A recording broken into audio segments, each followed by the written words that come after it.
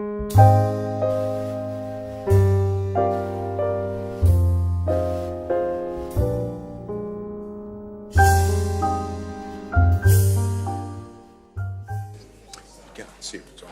be upstanding for the worship of the mayor.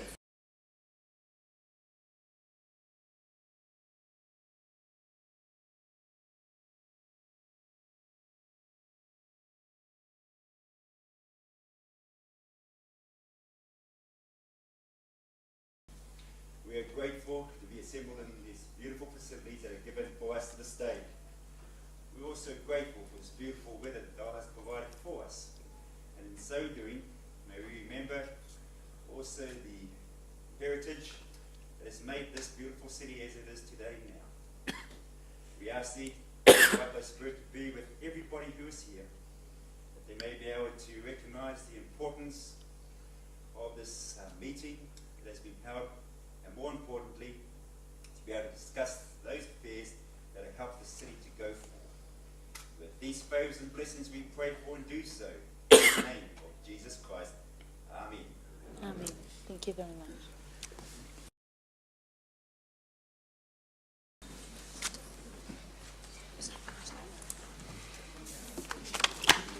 Right, good afternoon everyone. I now declare open the council meeting for Thursday 25 September 2014.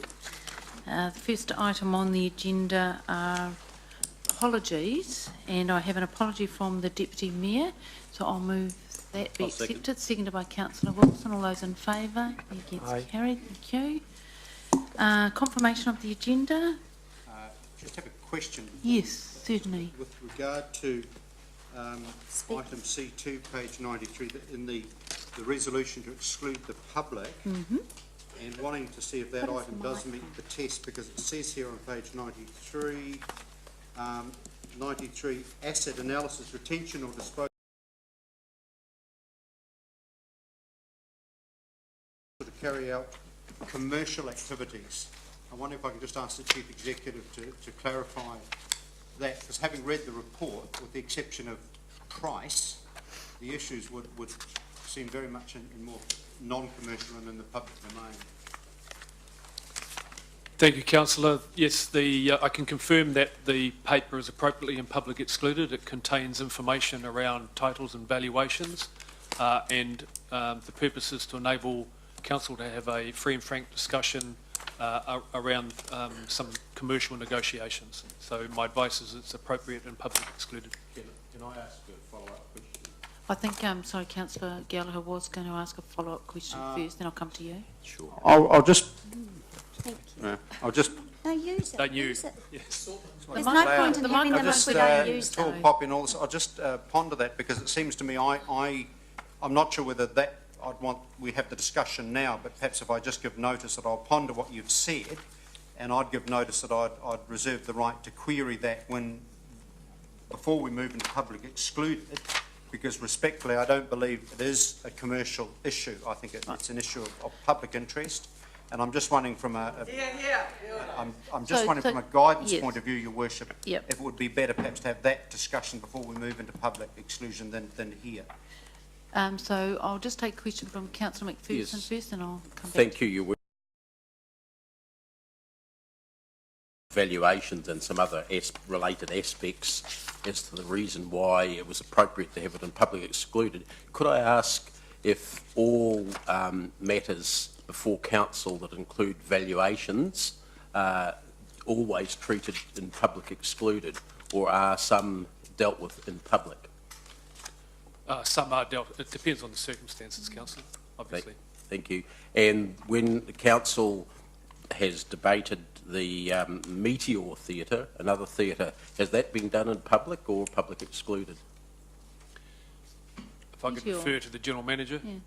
Yes, if I may, certain aspects of the Meteor Theatre was done in public, but when it came to discussion on the valuations of the building of Central Connection, it was done in public excluded.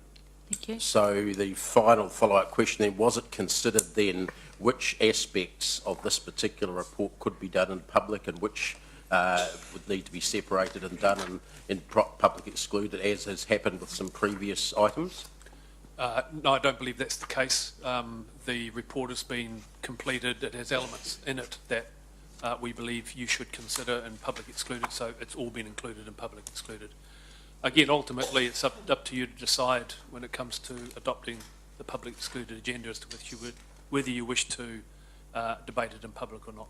Is the Chief Executive then aware of previous discussions around this table where management had agreed to consider in respect of other items that had initially been placed on public excluded agenda, which bits could be separated out and which bits had to be included in public excluded? In other words, the splitting of the report, so the maximum possible not needed in public excluded could be discussed in public? That's correct, Councillor. We have had those conversations in the past, and I'd note that I think the amount of information that has been included in public excluded since those conversations is greatly reduced. But I take your point. We didn't approach, looking to the General Manager again, we didn't approach this report on that basis. We could have done, but we didn't, in terms of splitting out what would be a public excluded debate and what would be a public debate. Could I ask then, ahead of the discussion that Councillor Gallagher has suggested to your worship that might take place before we move into public excluded, that the management pay some attention to what might be split out if there was to be such a case put? So what I'm intending to do, councillors, is we will deal with the matter of whether that item shall be in public or public excluded when we come to that public excluded agenda. In the meantime, yes, Councillor McPherson, I'll give some thought to that. Okay, so I've moved the agenda as is, seconded by Councillor Gallagher. All those in favour? Any Aye. Against? Carried. Thank you. Your Worship, sorry. Yes. Managers that we've got this new system in and make sure that we all use it because it costs ratepayers money and I know that people want to hear what we have to say. So Okay, thank you. GMs, none of the GMs have their mics on Right. when thank they you. talk. Okay. Thanks. Declarations of interest. Are there any declarations of interest? No. Public forum. We have some speakers in the public forum. So the first speaker is Roger Hennebury. Good afternoon, Roger. Welcome along. So we've allocated three minutes, but I think you are speaking on behalf of Grey Power and then you wish to speak personally. So have you arranged a time slot? Yes, I have. Thank you. Right. Okay, Oh. thank you. Well done. Does that sound good?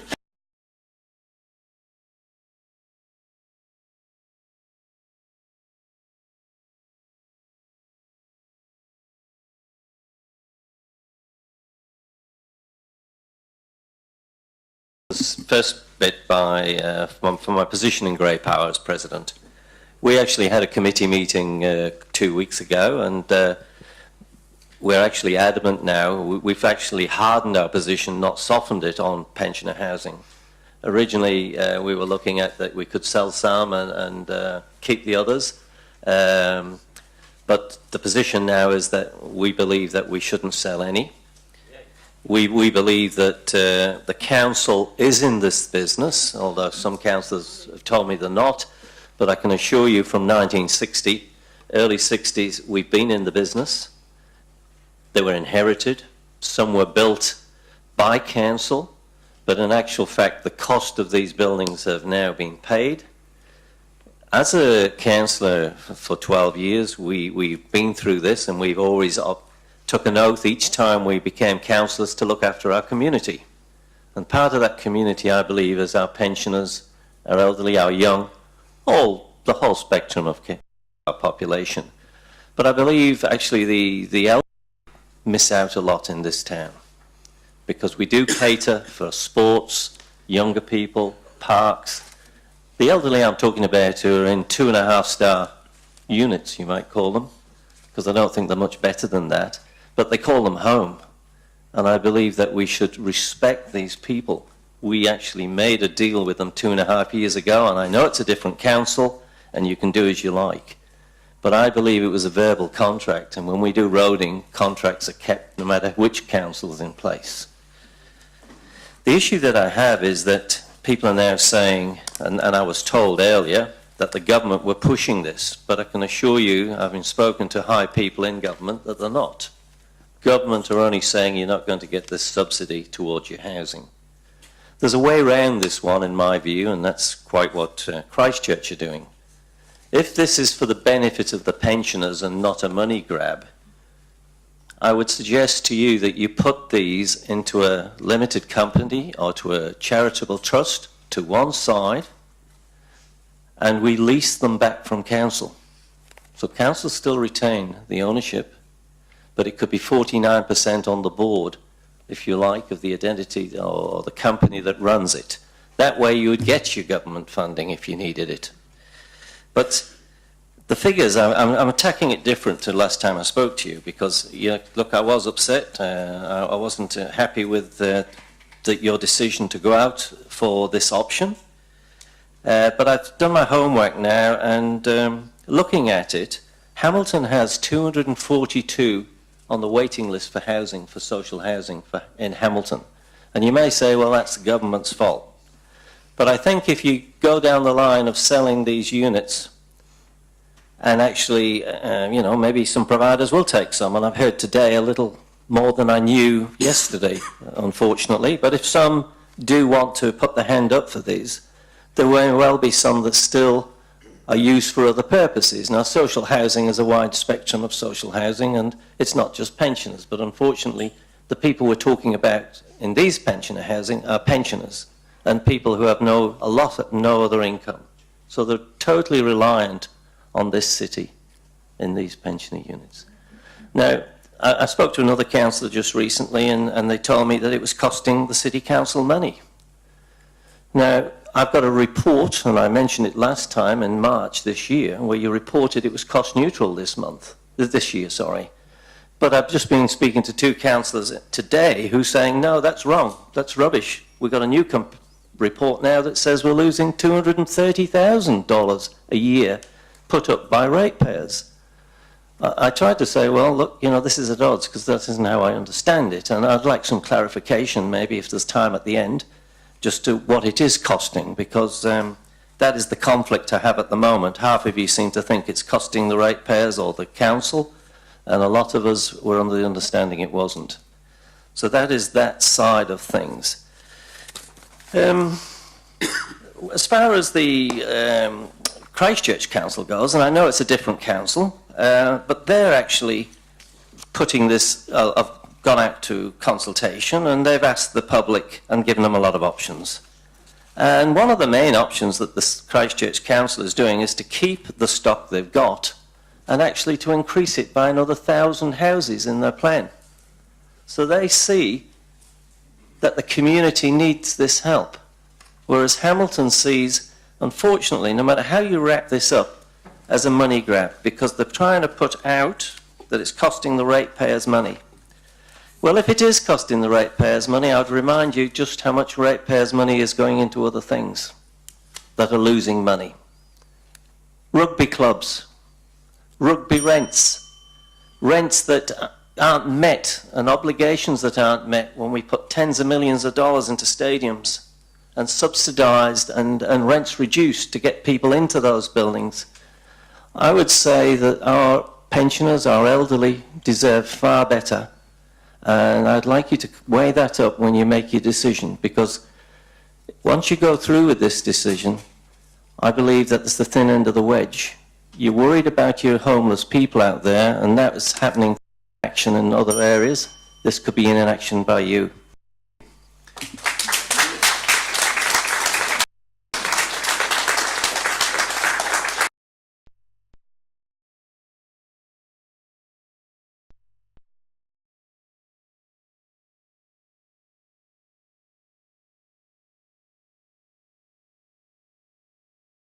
Good afternoon. Hi, How are you? kia ora tātou. I'm here today on behalf of some of the church leaders of the city to oppose the council's proposal to sell its pensioner housing. As churches, we are very aware that Hamilton urgently needs more social housing. Just a couple of days ago, I heard from the members of one of our inner city churches who'd discovered mattresses hidden in the church's gardening shed.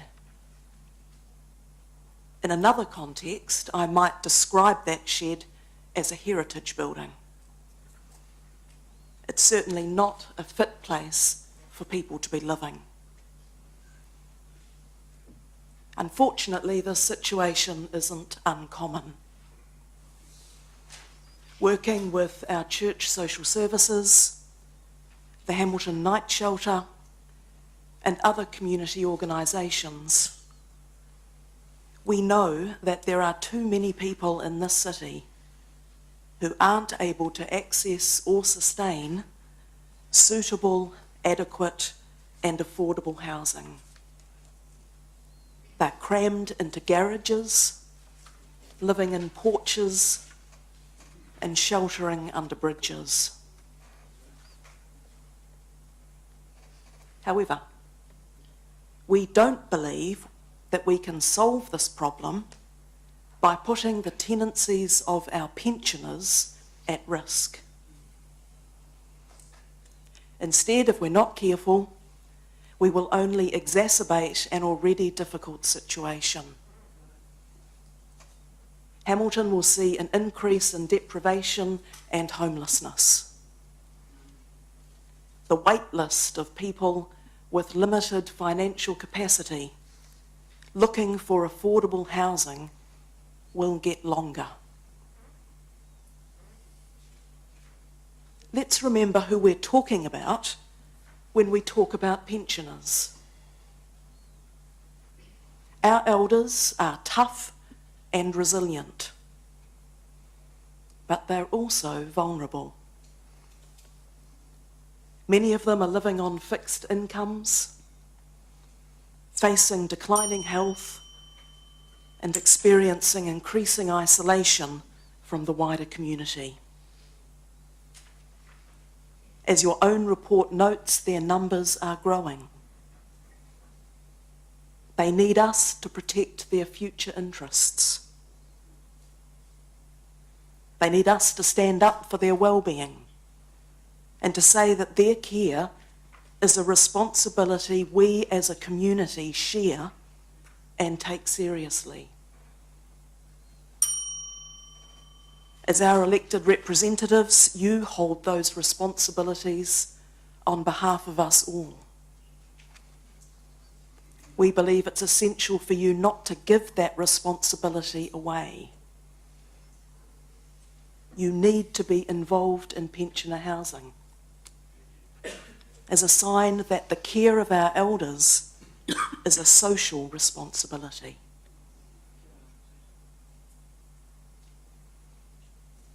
We don't believe the proposal to sell your housing is a clever option. We certainly don't believe it's a compassionate option.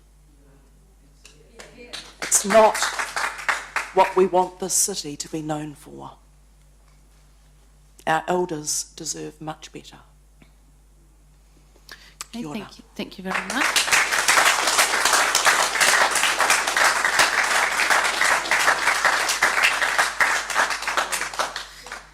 Thank you. The next speaker is Lois Livingston. Thank you, Your Worship. Councillor. Councillors, Lois, how are you? I'd like to acknowledge MP David Bennett, who's come along to support our submission today, and our patron John Gallagher, who's also come along today to support our submission. Could I just say that, I'm not sure, how do you turn this on? Is it on? It's Yes, on. It must be. Oh, right. Oh, I don't need to turn it on. Can I just say that putting this into public excluded is absurd. Understanding orders, I don't think it would wash. And we are the only people that I know who have been approached with an offer, which is in the public domain, of just under $500,000. Everybody knows about that. So I'm not sure what all this business about valuations is, because that was the valuation that came to us. So we feel that we're being shut down and you're trying to put this into a public excluded domain where councillors will get off the hook because they won't be able to be heard as to what they think about this particular issue. And I think that's very important, that we do hear what councillors have to say about this particular issue. And I'm talking about the sale of the Riverlea land.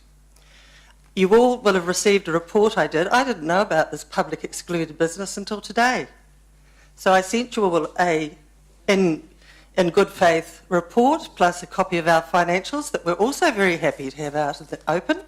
that show we're not a rich society. We live very much within our means.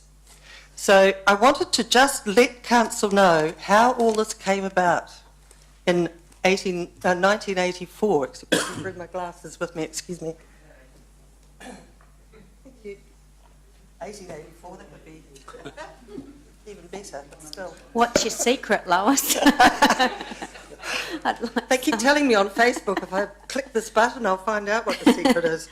Anyway, we have the Council of 1983 to 1984 to thank for the purchasing of the property to house Music Makers Playbox, the Society of Potters and Theatre Technique at a cost of $160,000. They also then did some minor, that was their term, work to enable its use as a theatre and arts venue. Subsequently, they provided $18,000 to undertake roof and internal guttering work, further identified by Council as being required to meet the standards for a licence for public assembly. They installed a new switchboard, also required to meet the standards for a licence for public assembly, to enable the pottery and the theatre to operate at the same time. They also gave community funding to provide for the first theatre manager. Hamilton City Council at that time ensured an excellent foundation for the success of Rivoli into the future and must be commended for its investment in the arts at that time. Well, now 30 years later, we have the situation where this investment could be overturned by the present council in direct conflict with its own arts agenda for the city. It also, as I said in my report, creates a precedent. Why is Rivoli being singled out as a community facility that has operated perfectly well for 30 years, costing this council nothing, suddenly being asked to pay for the land on which it sits? You tell me where there is a sports club, a community facility, that is being asked to do the same thing. And what happens if you let this go through? That means every community organisation in this city is at risk from the same thing. And I say, think very carefully about this. Where on earth are we going to get $500,000 from? We're happy to sit down and negotiate a nominal fee. Maybe the original cost, less the cost of the buildings and all the improvements we've done, the lighting we've put on, the resealing we've done of the driveways and car parking, the gardens that we've put in, the painting, all the upkeep that we've done on that land for 30 years and cost you nothing. Thank you.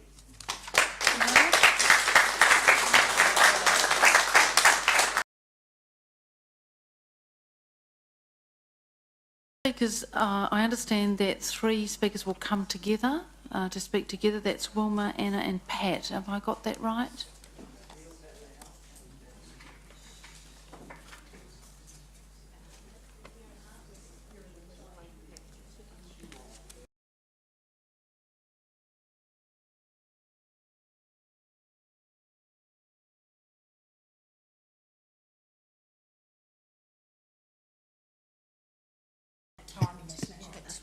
No, it's all right.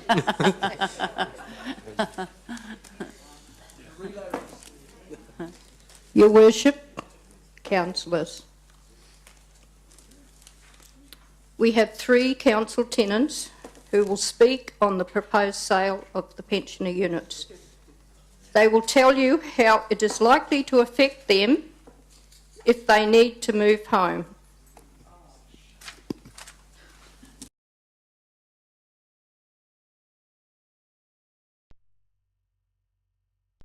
Two and a half years ago, I was found it, for my independence, really important that I knew just where everything was in the place I call home, and that I knew the people around me, and they knew me, and that I know the surrounding area, so that if I want to go for a walk, I can.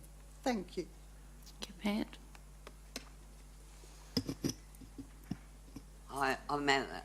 Having been in several moves from sales, including the sale of a council complex It has been very upsetting and caused a lot of anxiety to be told again of the proposal to sell the rest of the complexes, especially for the elderly, leaving friends that they may have had for many years, finding it difficult to make new friends, leaving a place that they called home and made a home, being led to believe that they would be there for the rest of their lives.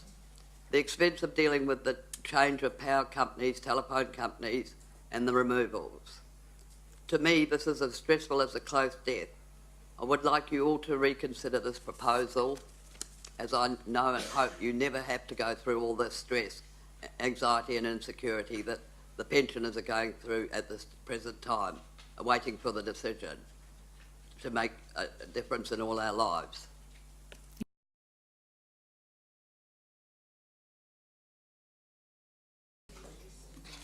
I'm Wilma Rowe from Banquet Court. These are the improvements I have made to my unit. In the 6 years I have been there, I've put into this unit about $9,000 at my own expense.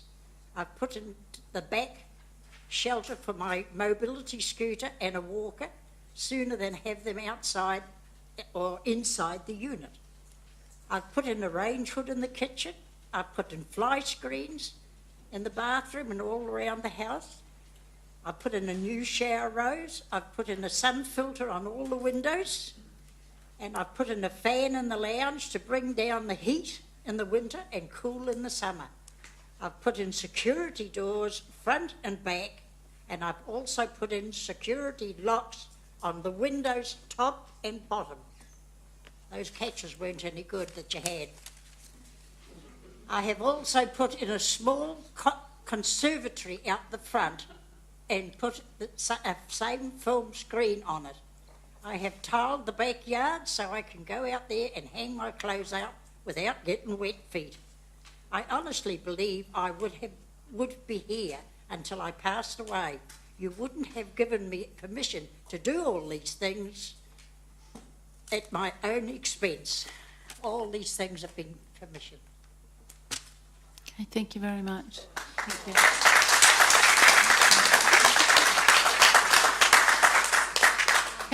Councillor Leary's got a question. Pat, over here. Pat, to your right. I had to think about that. Pat, I just wanted to ask you a question. Given the challenges that you have we as landlords done anything, made any improvements to your home to help with that? Not that I know. Not, okay, we haven't? Okay, thank you. Thank you. You have for me.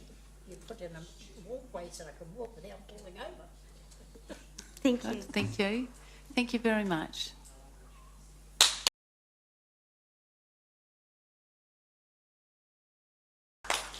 The next speaker is Ian Grant.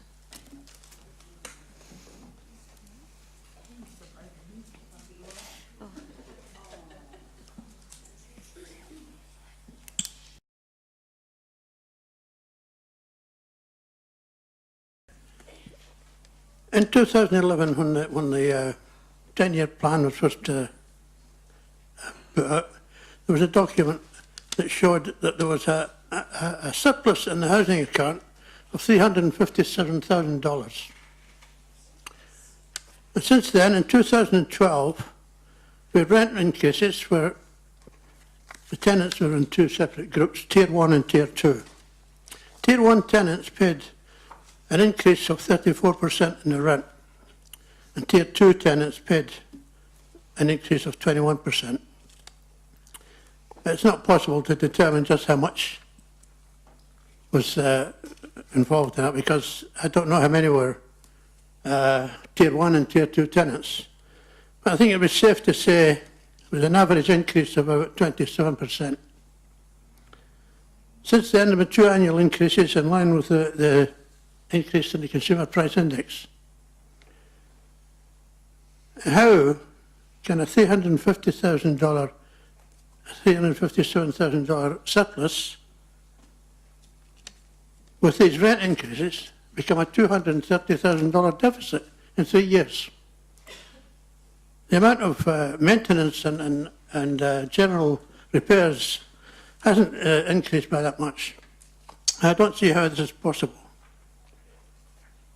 I just I ask councillors to investigate this and see how this $357,000 deficit surplus became a deficit of $230,000 in 3 years, given the large increases in rent that took place. Any questions?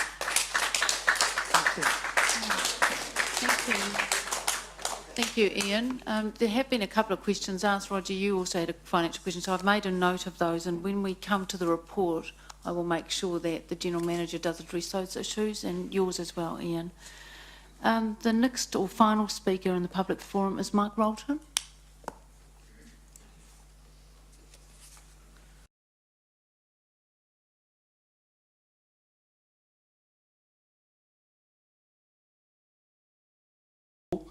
The Vicention Trust, as most people know, own and run the retirement village at Silverdale Road, and Vinnie's provides a social blanket around those units.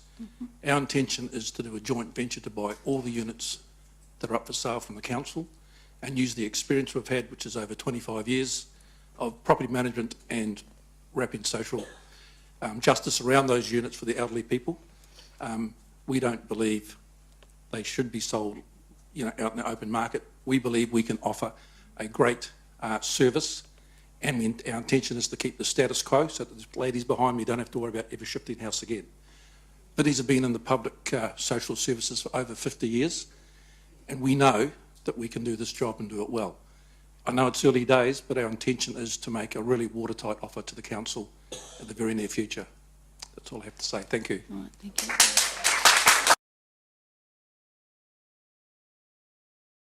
Thank you, Mike, for that. So just so I'm clear, you're indicating to council that you support this decision wholeheartedly because you can purchase. I'm sorry, I'm asking the person up here. He can answer for himself, and that your organisation, who is a social agency provider, can do a better job than we can. Is that what you're saying? Yes. Thank you. Sorry, I have another question. Did you have a question, Councillor Wilson? Yeah.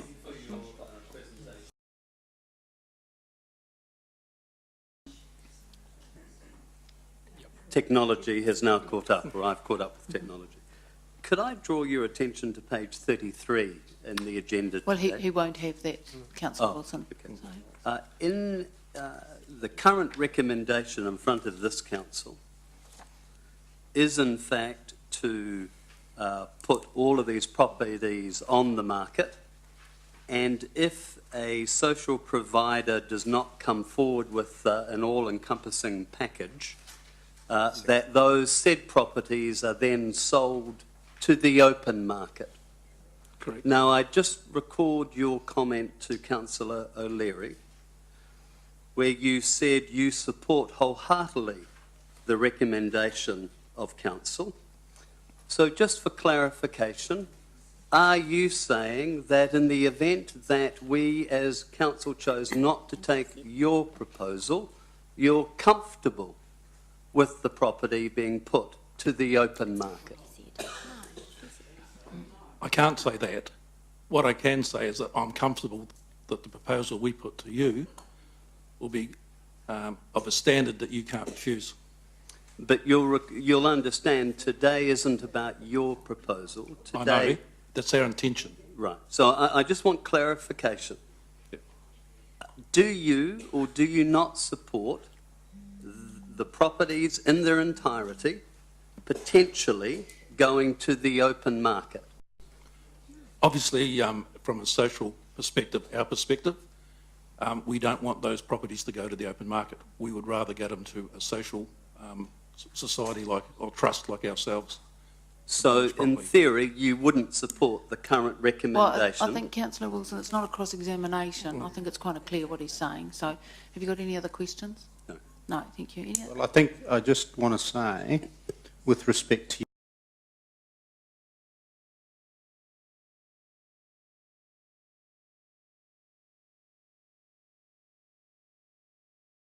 market with vacant possession, And that's why I think it is, with respect to you, sir, that's a legitimate question to ask you. There's two issues. You may or may not be successful in transacting an agreement with council.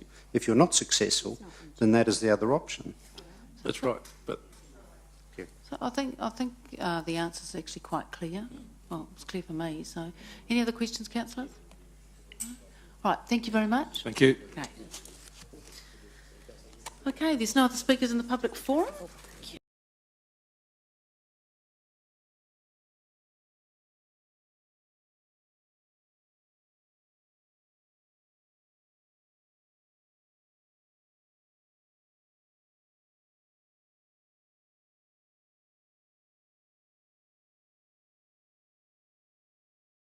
Mallet raised that with me. In fact, he was absolutely right. So I'm going to move those minutes to true and correct record with the deletion of paragraph 3 on page 7.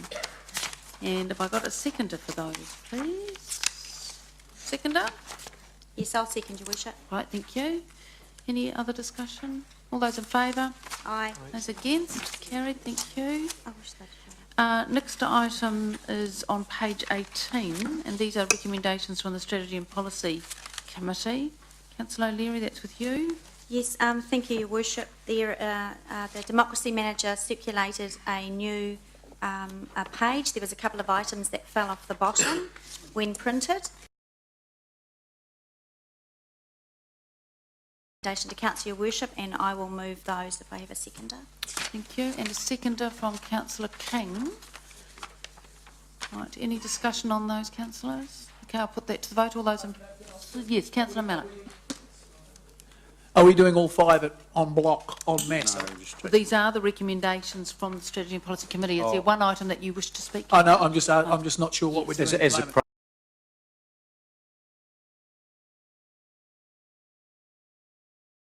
No, With respect. Yeah. That's fine, Councillor Gallagher. So, Councillor O'Leary, move I have them a one by question one. on item Okay. 3. We'll get to that, thanks. All right, so, Your Worship, I'll move item 1 there. Right, seconded by Councillor King. Any discussion on those? Okay, I'll put that. All those in favour? Aye. Any against? Carried. Next one is number 2, Councillor O'Leary. Yes, Your Worship, I'll move that. Seconded by Councillor King. Any discussion? Okay, I'll put that. All those in favour? Any against? Carried. Item 3. Sorry, Councillor Forsyth, No, did you... that's right. You're right? Yes, I also, number 2, I think I voted against that in the committee. I vote against it here. Is that the fencing one? Yeah. Need some clarity? Can I just Herbicides. clarify, Councillor Gallagher, did you want your vote recorded against item 2? Well, it's actually, it's 2B. That's what I wanted. Just record vote against that, that's all. Councillor Forsyth. Thank you. Okay, number 3, Councillor O'Leary. Um, We're going to, you've signalled you want to speak about that one. I just want to get it moved first. So I'll move, Your Worship. Yeah. And it's seconded by Councillor King now. I'm just going to go to you, Councillor Gallagher. You wish to speak to number 3? That, could I just, Chris, out again, that this wasn't the heavy, forgive me, I apologise, I should have had the report here. This wasn't about the heavy trucks, was it? This was about the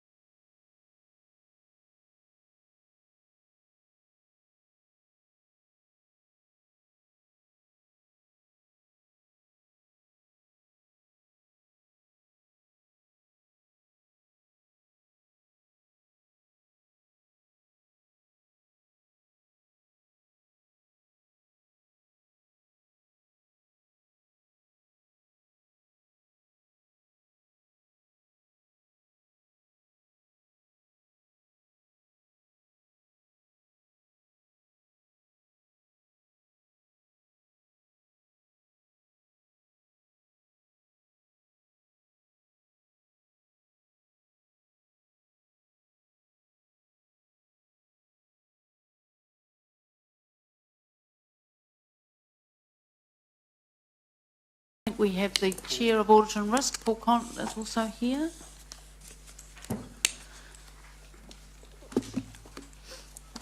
Okay. Good afternoon, Your Worship and Councillors. This is the report is on the to ultimately adopt the annual report and the summary annual report. I thought I'd just spend a little bit of time explaining where we are and how we got to this point. The annual report is effectively a recommendation from the Audit and Risk Committee, and I'll hand over to Paul in a couple of minutes just to talk about the process we've been through. It involved a number of sessions with the annual report, and included a meeting on the 17th of September whereby they reviewed and adopted it subject to a final few changes. Annual report confirms the positive position that Council is in from a financial performance point of view. We delivered it positively as reported in the Finance Committee in August, and at the Audit and Risk Committee positively reported the performance of $8.8 million ahead of the balanced books target. That's largely delivered by increased development contributions, reflecting the interest paid, the less interest paid on the amount of money we borrowed, as well as an adjustment for depreciation. We are also ahead of our target from a total overall debt point of view, and we had a target of $433 million for the year, and it's confirmed now that our debt target for our actual debt is $383 million.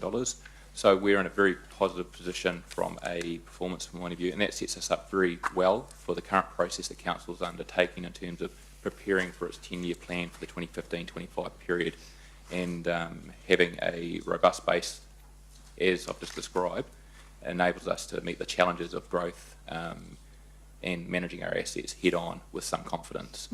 I've also, in front of you, have a memo, and that memo outlined a number of changes since the agenda that was coming up. The main part of this was a series of adjustments that arose in association with the vesting of Innovation Waikato Limited with Hamilton City Council. This was a new entity from a group consolidation point of view, and it was the first time as a council-controlled organisation that Innovation Waikato and its subsidiaries were audited by Audit New Zealand. Audit New Zealand have challenged the basis of a number of accounting treatments in their books, and that has resulted in a last-minute change yesterday of around about $2.5 million increase into our overall accounting surplus as well. They have been factored through. The summary of all those changes are there, and if you go a couple of pages in, there is a statement of financial performance and a balance sheet with some highlights, and that's highlighting where those changes were affected so that councillors can more easily see where those changes are. All those changes have been verified by Audit New Zealand and been found to be correct as well. So I'll hand over now to Paul Connell, the Chair of the Audit and Risk Committee, who will explain where we're at and what the feedback from the auditors has been.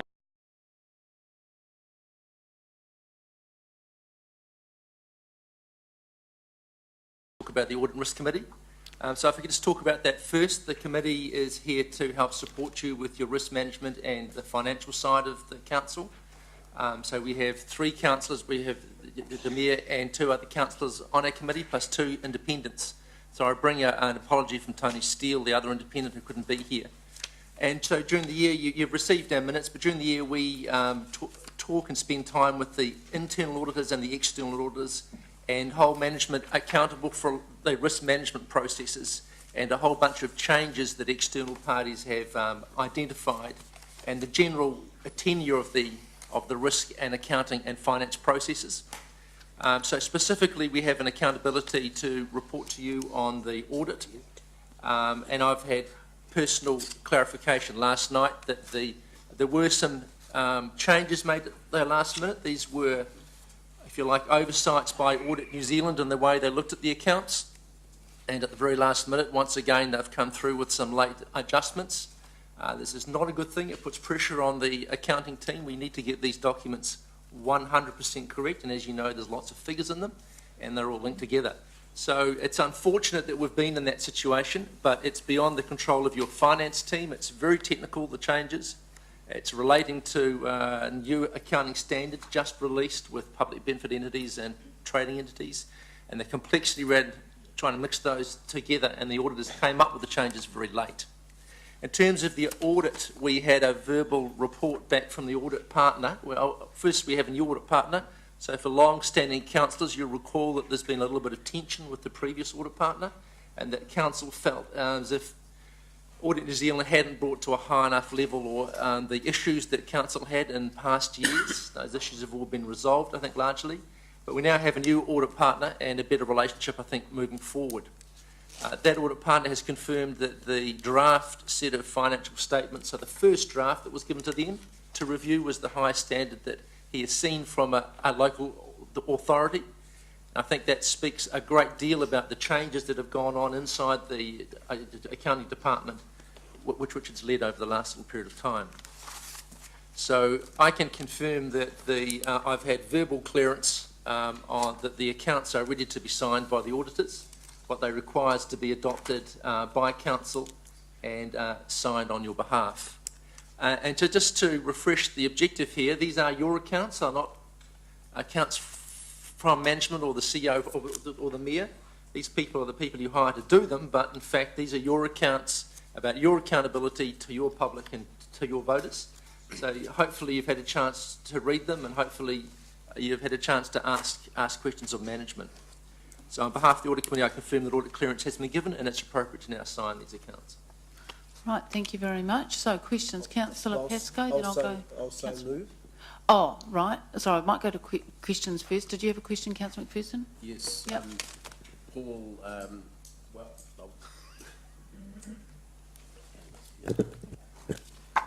welcome here. You said that it's appropriate for us to sign them off now, but at the start you seemed to be saying it was less than adequate. The process had been followed in terms of the short time frame and the last minute changes. So would it be fair to say that's not best practice for receiving updated report like this at the last minute? Yes, it's not best practice for an auditor to come the day before a governing body has to approve some accounts and insist on some changes. That's not best audit practice, no. Okay. And Richard, we've just received this in front of us as we came in, these changes. That's correct, Councillor. Yeah. Yes. So I don't understand why staff or the audit committee, this question to both of you, would be recommending that we sign it now without having had time to go through those changes. I think if you have a look at the changes in the main report are very few, just one or two numbers. I think you could have a look at them right now. Well, the point that you made before I thought was a very good one, that it's not just the mayor's report, it's all of our report. Perhaps it's a comment which you might like to comment on. I don't feel comfortable with putting my name to something that's my report, or 1/13 my report, without having had a fair opportunity, reasonable opportunity to go through that. And I don't like reading things on the hoof as I go and expecting that I can actually follow all the nuances. Yep. So council can be confident that firstly, the annual report that was received in the agenda pack was the information there on whole, apart from those changes, is robust, and the auditors provided initial clearance to the Audit and Risk Committee to that fact. The adjustments that were made, I've highlighted through, and I can talk to in quite a lot of detail to give council assurance right now. In short, the recommendation was it relates entirely to the amount of what we recognise is the value of Waikato Innovation Park Limited when it was vested at us with Catalyst. Audit New Zealand have identified, and I'll give you the exact amount, that it's $2.157 million increase in that investment, and that increase in the investment in the balance sheet, and that also is part of an adjustment to the vested income. Even though we don't get cash for the shares in Catalyst, shares from Catalyst, we've got to give it a monetary value, and we include that as income. So that purely today, even though it was very much a last-minute adjustment from the auditors, that is purely the only adjustment that's gone through of significance. There's a few little tweaks in a couple of little places, but the big adjustment was $2.157 million to reflect that adjustment. So I believe that it's appropriate the adjustment was made, and I interrogated the audit director to make sure those adjustments were correct. They've now checked to make sure, to your second point, from a staff point of view, have all the adjustments being flowed through correctly. We have checked and also put the pressure back on auditors yesterday to turn around their check of our changes very tightly to make sure they can give us assurance. And you can believe that if Audit New Zealand had not given clearance, then Paul wouldn't have been sitting here today. We would have been recommending to the committee that to council that we come back at a later stage. So there's in summary, very short surgical adjustments required to reflect an increase in that investment of Innovation Waikato, and the underlying reason for that change was an interpretation of tax accounting, not real accounting. It doesn't relate to the amount of money you owe the IRS. I'm glad you're saying they're two different things. Yeah, so it's to do with tax accounting, and it's to do with the deferred tax on deferred income associated with it. And their interpretation was run through by their technical experts, and we've also had we have a tax consultancy firm that we use from time to time to review our tax notes within here called Tax Team. They're a specialist local government tax provider, or government tax provider. They've reviewed the adjustments, haven't endorsed Audit New Zealand's recommended changes as well. So hopefully that's given you some confidence, Councillor McPherson, that today you can adopt the annual report based on those changes. I acknowledge not ideal, but I think we've done enough to ensure that you can have that confidence. Well, it was a good speech, but you did say in there that it was technically something you considered asking that the thing be deferred until you got those assurances you've just mentioned. Yes. So it's not something that we absolutely have to decide today, in other words. Ultimately, the big pressure on us is to ensure the annual report is adopted by the statutory deadline. And so there's not another council meeting between now. When's the next council meeting? End of November. In November, so it's got to be adopted by the end of October. Sorry, October, sorry. Yep. We're September at the moment, aren't we? Yep. So we have 4 weeks or so within which we could do it. Should do. I don't believe it's necessary to bring it back to that stage. I think that the changes are specific and isolatable enough that if council wanted some additional time to look at it, I suggest I spend some time with in the break to take staff through it, council through it as a worst case scenario. But I believe. Wouldn't it be better to do that sort of thing in full public view? Councillor McPherson, I suppose that's a choice you can make. Yep. So, Councillor. Well, I just want to Yep. give notice that I intend to move an amendment, process amendment. Okay, that's fine. Councillor Mallett? Just 2 points. First of all, I know the rating review, but we do have a couple of extraordinary council meetings. Can this sort of stuff be tacked onto those if we decide not to go ahead? Yes. Okay. Yes, the answer to that is yes. And the second one was, Richard, on page 64, I'm just concerned there's one change that has not got a yellow line on it, which is... Oh, sorry, 64 on this, yep. So if you look at down the actual column 2014, under equity accumulated funds, the original report had these are in thousands, aren't they? You're so correct, Councillor 1,615 million. The other one, so that difference between those two figures. So sorry for other councillors, we're talking the report that we just got on page 64. The actual 2014, the second, fourth to bottom figure under equity accumulated funds is $1,618,890. Is that right? $1,000 or something like that. Whereas in the report that we've had time to have a look at was $1,615,308. Now that's the flow and effect of the changes. But that's much more than the change. I thought the change was how much was the change? 1 million. Was it what? No, a couple of million. I've got the exact. Okay. Well, my calculation is that.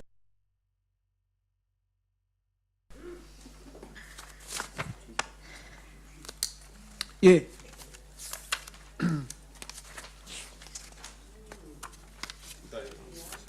So if you go 1618890 minus 1615308, you'll find there's a discrepancy of 3.5 million, or nearly 3.6 So there is a number of significant adjustments and some other minor adjustments. I've got a full journal breakdown here, Councillor Mallett, that I could take you through that if you wish to, but I took the substantive adjustments. So that adds up to the figure I've got, the difference I've got, have they? That's correct. Okay. Just that it wasn't tracked, so I thought hopefully that's not... No, that was an oversight. I asked this team at the last minute to, and Paul point had been raised by councillors previously that they'd like to see where the changes were. So rather than just give a blank sheet, I asked them to highlight it. So that was independent of actually making those changes. But it does raise the issue of nervousness amongst councillors. I'm nervous. Councillors, I'm just going to suggest something because I think that we could spend a lot of time delving into these figures and what essentially the Chair of Audit and Risk Committee and our CFO have said to us are, albeit very poor, I guess a very, very poor response from Audit New Zealand at the last minute, are essentially being driven by the way we have treated a particular investment that the council has as opposed to our operating and day-to-day operation of the council. So what I'm going to suggest is this. Rather than spend our time delving into the figures, and you're quite right, Councillor Mallett, to be making the comments that you are, that this matter be deferred and that in the break, those councillors that are interested, please talk to the CFO. And Paul, I'm going to ask if you can stay. And if it's a consequence of those discussions, there are still some issues that councillors feel they want some more clarity on, then I'll defer the matter to another meeting, because I don't think it's appropriate. That this report has been through a number of discussions. It has been through the Audit and Risk Committee. So I can sense a high level of frustration from both the Chair of the Audit and Risk Committee and the CFO that Audit New Zealand chose at the last minute to raise a matter when they have been, I think, ensconced in the building, as they are in all local authorities, for a number of weeks while they look at, doing their job. So it's very unsatisfactory. So I'm not proposing to kind of labour the numbers, because I think we could be here for a long time. So I'm going to suggest that councillors raise the issues in the break, and then we will decide whether there's sufficient, people are sufficiently satisfied to advance it today. If not, we'll put it on. Your Worship, then I have a question on the process. Is this item going to lay on the table until after the break? Yes, what I'm doing is, yes, that's exactly right. I give notice now that having a private discussion with the CFO is not going to satisfy my issues with the way this is being handled. And in any event, I'm going to move a deferral amendment. Right. But I'm more than happy if you choose to put that out there as a proposal from the Chair. What I'm trying to do, Councillor McPherson, is be helpful, because we often do.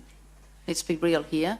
We often do, if there's issues that surface as we're looking through the papers or discussing a particular item, we say, well, look, let's talk in the break and see if we can clarify our concerns. So that's not an unusual thing to do. So I'm saying let's do that, and let's bring it back after that and decide, if there's still issues, then we'll defer it. So thanks for signalling that. So, sorry, Chair of Audit and Risk, but we're going to just leave this one lying for a moment, and we're going to move on to the next item. So the next item on the agenda is item 8, which is at page 32. And this is the report on the statement of proposal for housing for older persons. Hi, Blair. So Blair, I just by way of introduction to your report, can you please cover off the two financial matters that were raised? I think you would have made a note of them because the people are still here in the audience. Thanks. Thank you, Your Worship. So in front of us today, councillors, we have the statement of proposal ready for your adoption for public consultation with regards to the pensioner housing review. The public consultation, assuming you adopt the statement of proposal, would commence on Monday next week, run through to 31st of October. I'm pleased to report that the auditors have audited this statement of proposal, and they have given us verbal clearance, and following adoption today they will issue immediately a written audit opinion to confirm that. So very consistent with the That's the same auditors who did our annual report? It is the same auditors. Same auditors, okay. As you know, Councillor Mallett, we are allocated an auditor by Audit New Zealand, and that is the auditor that we have. We have no choice. And I can report there are no issues to table with regards to the no last minute issues. No last minute changes. Why am I not feeling so close? With regards to the 2 points that were raised by the public forum, the monies referred to the $350,000. I believe that relates to the monies left over from the sale of properties back in 2009, which was then used to to build the Sullivan's Crescent complex, and there was a small surplus of funds left in a reserve from that particular building project. Those monies then went forward and formed the basis of the new reserve, which of course was supplemented by the sale of the 3 properties in 2012. Right. So that money still sits, the origins of that money still sits in that reserve, So that money went into the reserve. which was then supplemented by the further sale of properties in 2012. Right. The second question, which was relating to just the financial performance of the activity, we report in the options paper and in the statement of proposal that in the financial year just concluded that the service lost $213,000. That is an accurate number. That reflects the income from rental, tenants rental, and the direct operating costs and the depreciation relating to those properties. And I think one of the big things that's changed with the properties is they get revalued on a regular basis, as we're required to through our accounting standards. And as those properties increase in value, the depreciation over time increases, which also has a direct correlation to the renewals money, the capital expenditure renewals that are required on those properties. So that is just work aligned with our accounting policies and our asset management plans for the housing service. Thank you for that clarification. Now I've got Councillor McPherson for a question. I have a question in relation to that. I have a question in relation to that second point. Both in the last few months, I think probably earlier this year, and at about the same time last year, we received information showing that the council had basically achieved an operating surplus from the pensioner housing units. I take it that that's not referring to the depreciation issue you've just outlined, but in terms of direct expenses offset by income, we were slightly ahead of the game. Is that correct? That was correct based on the depreciation figure prior to the revaluation. So the revaluation has increased the depreciation figure by a magnitude to change that result. So a bit of bookwork, a bit of accounting paperwork has changed that. In actual fact, the cash in, cash out directly for this, we're still in surplus? Yes, we are, but I think, again, we need to be very conscious of our long-term asset management planning processes here, which look at long-term depreciation, long-term asset renewals, and we are meeting our obligations there in accordance with our requirements. So in relation to that, the over $3 million that we have in the reserve is certainly available, and potentially, if we were to keep these properties earmarked for capital expenditure, for upgrades, for maintenance, etc., and could be used to offset that depreciated amount. Yes, it is available for that. Yeah. Yes. And furthermore, when we set our fees and charges for the last several years, and I haven't always been in favour of this, but am I correct in saying that we've set our fees and charges for pensioner housing to achieve 100% cost recovery? In other words, the income will cover all our outgoings. That is correct, and the options paper refers to that the council continues in the service, that the recommendation from staff would be that we would need to look at the rentals to increase those to address that, because as we stand at the moment, we are not covering all our costs. So that's even notwithstanding the reserves amount that's sitting in there? No, our recommendation would be that we need to increase the rentals to bring it up to 100% cost recovery. Okay, so as income, is the interest achieved from that $3 and a bit million in the reserve treated as income against pensioner housing if the depreciation is treated as an outgoing? No, that reserve earns interest, which is banked back into that reserve. But so it's not so in one sense the depreciation counts against the pensioner housing, but the income from the interest doesn't count for it. No, I'm going to look to the CFO whether he wants to any comments here. Help him. No, but I think, councillors, to be honest, it was a sort of one of those double negative things. So yeah. Look, I think the description down the back was more accurate. I think the answer here, councillors, is that the direct costs of the housing service, which include the attributable direct costs and depreciation, are to be met by rental income, and that's our policy. That's in the policy. We set that policy. And we're not quite achieving that policy, and we would need to look at that in terms of the long-term plan. My question, though, related, I understand that point to policy. My question related to the income received from the amount held in reserves from previous sales of the property. that income Remains is available. an income to council. It's just up to council where it chooses to apply it. And currently it is applied against the reserve and sits in the reserve. How much is that ballpark, Blair, per year? It's on 3 million. It's 5% on $3.5 million, so it's $50,000-$60,000. Okay. Okay, thank you. Councillor Forsyth? Oh, thank you. Just a very small question, and it's probably going to ask the same line of question, but in a much simpler way. A statement on what used for pensioner housing, $213,000 in the 2013-14 year could be used elsewhere. So I take that to mean that currently then ratepayers' money is used to subsidise rent. Is that correct, or have I misunderstood that? No, that's correct. That's Thank correct. you. Thank you. Right, any other questions on... Yes, Councillor O'Leary? Thank you. Just a question on page 5. This is in the statement of proposal. That's page 38 of the agenda. Sorry, page 38, yeah. If the properties sell, what would happen to existing tenants? So where it says this means existing tenants would be able to stay in their units. This would be a condition of any sale. So are we able to write that into a condition that all tenants can stay? Yes. And for how long? For as long as they're there, basically. That's a condition that we can put in there, We yes. can write, that's normal, okay, thank you. Oh, just one other question, Your Worship.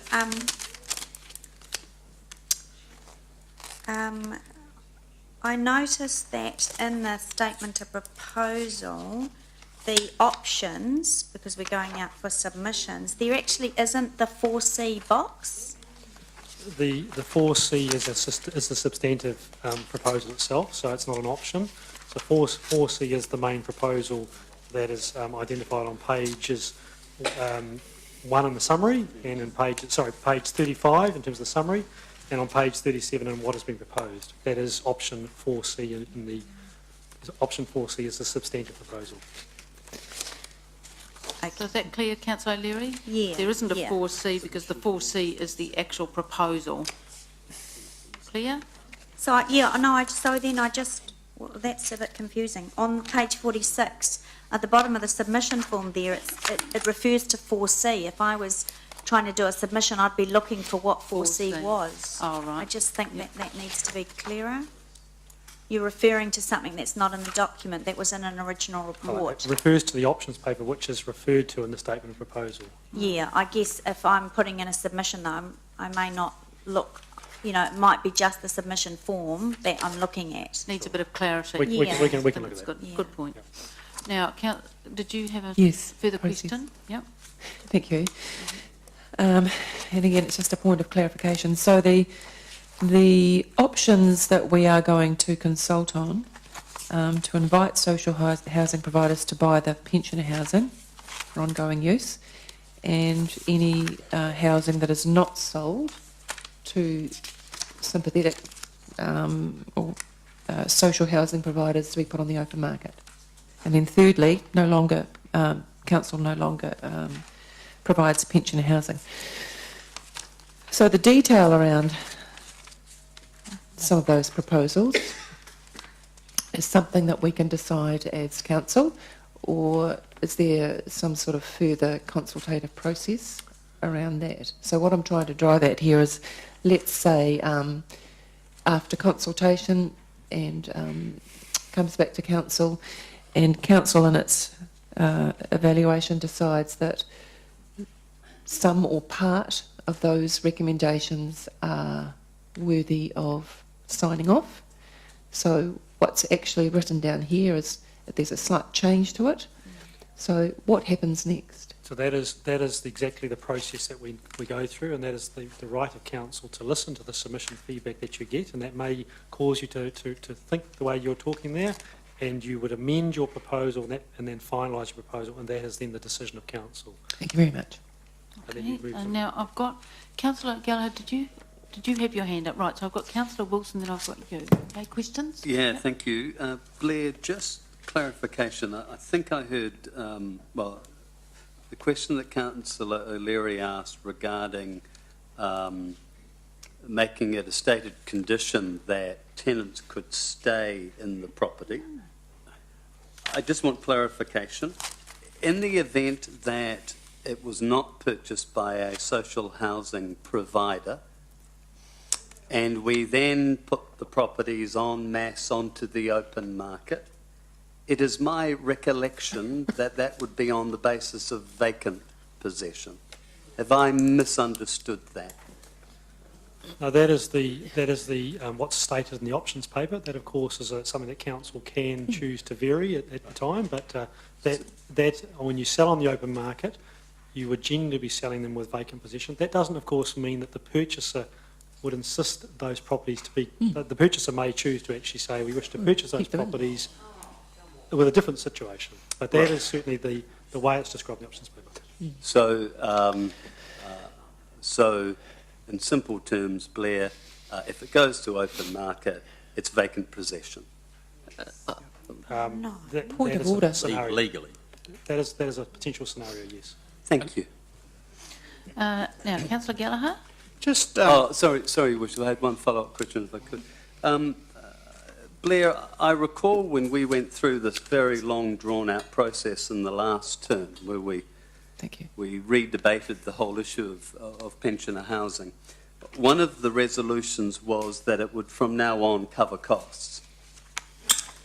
And what you're now saying, as I understand on page 35, that there is some $213,000 loss, mostly attributed to depreciation.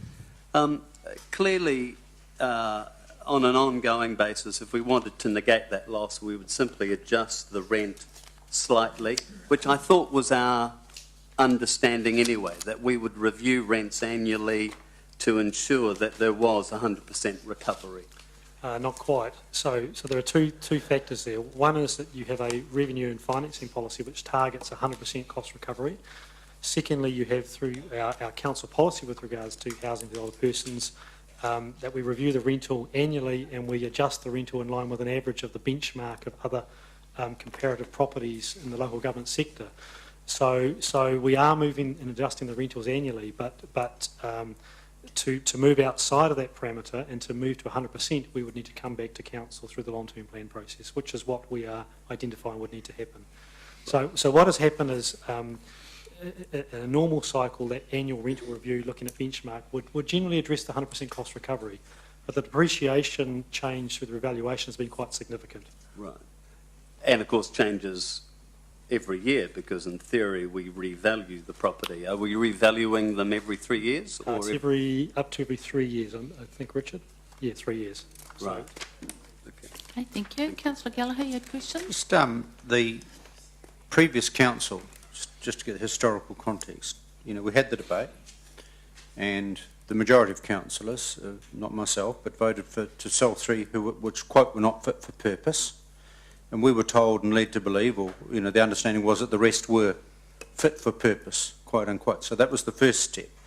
Then the sale proceeds from the so-called three not fit for purpose sat there in order to be ring-fenced for maintenance. Now, just help me. What proportion of those sale proceeds from the three not for purposes have been used, and roughly where? So not a substantial amount has been used to date. There's $3.3 million in the reserve as at June 2014.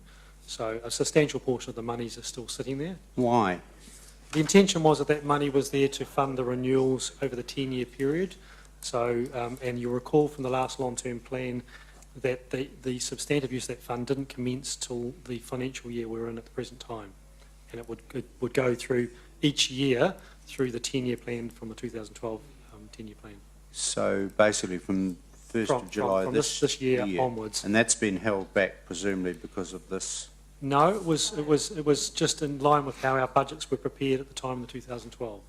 So the use of the fund was identified in 2012 to commence from year 3 of the long-term plan, the current year, and it would run through to year 9 of the long-term plan. Blair, in the previous council, Chief Executive, you said, the consequence, the debate was around, you sell the three, not fit for purpose, and the rest is fit for purpose. I still have a degree of confusion that now suddenly a whole lot are now no longer fit for purpose.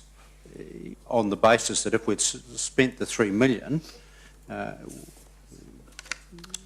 see what I mean? I'm just trying to, one set of advice given to one previous council and a set of advice given to this council. Yes, I think the options paper addresses this issue.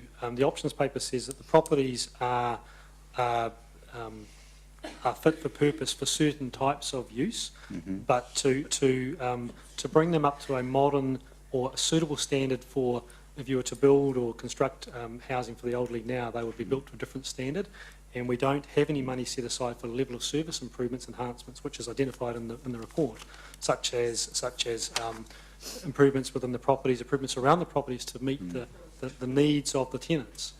That is quite separate to renewal funding, and so the properties, whilst they are in a good condition, the paper identifies that there are substantial improvements required to lift their standard to that which would be suitable over time for the tenants, and that's where we're saying that the not suitable for use. It's the type of use of the properties. But that would vary because obviously we have some very gold plate, and I mean that not, I mean 5-star in the sense of good pension accommodation in terms of some of our newer stock, I would have thought. That's correct. Yeah, there are some very good properties and there are some properties which are not of that same standard. Just the point was raised, and it's familiar because a mother-in-law used to live in a similar place in Britain.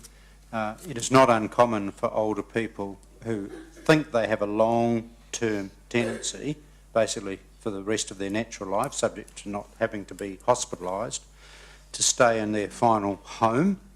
And it was mentioned, one of the submitters mentioned the money that she had spent with her family, and this is very common, I'm familiar with this, where you do it out and do it up because you're there for a long time. Do you have a comment on that? And presumably these improvements were ticked off with council? Yes, look, I'm not familiar with that particular circumstance. But just generally speaking? Generally, yes, we encourage and work with the tenants where they do wish to make some minor personalisations of the units, provided it works with our overall plan in terms of upkeep of the units and the complexes. Do you think it's as a landlord, there was an assumption that that person would be there for some time? This is not just, get a flat one day and perhaps we might be gone in 2 or 3 months and we spend a bit of money. I mean, is there any way in which that would, if people provided evidence of what they spent to do up their property because they thought they were going to be there for a long time and then the rules were changed, would we have any liability? Look, No, I think that's probably more a question for the council to consider as part of your deliberations as you move into the next stage. No. Okay, thank you. Hey, Councillor Smith? Sorry, King, Andrew, sorry. When the last council flats were sold, were they offered with vacant possession, and did any of the buyers keep the tenants in them, choose to keep the tenants in them? The answer is yes, they were offered with vacant possession, and of the 3 complexes, two were purchased. One was purchased on an open market situation, but that particular purchaser worked with all the tenants, and many of them stayed. Another one was purchased by a social housing provider, and as identified in the report, has continued to be provided to the social housing sector, and those tenants remain. The 3rd complex was transitioned into a different use, and so when that was sold, it was vacant. We had relocated the tenants into other complexes within our portfolio. Thank you. Hey, any other questions from any yes, Councillor McPherson? Leah, I've heard, I want to check this with you, that, sorry, I've heard, and I want to check this with you, that applicants for council's pensioner housing at the moment are being turned away or not accepted, not housed. Is that correct? Not to my knowledge. So we're still taking them on as business as usual? We would certainly record them, and if we have vacancies, we would be looking to house them. As we move through this process, of course, we need to reassess that on a regular basis, but at this stage, we are open for business. Okay, thanks for that assurance. Right, any other questions from anyone? No? Okay, so there's a resolution, councillors. On page 33, is there a mover for the page 33? Of the report. Is there a mover for the recommendation? I've got Councillor Pascoe, seconded by Councillor Mallett. Anyone wish to speak for or against? Your Worship, I'd like to move an amendment, and that is to delete 13, leaving 12, the report be received. Right, seconded by councillor Wilson. The councillors, that's an amendment that is on page 33, just number 12. The report be received. Okay, so have I got speakers for or against, and we'll take it in a total? No? For or against the amendment?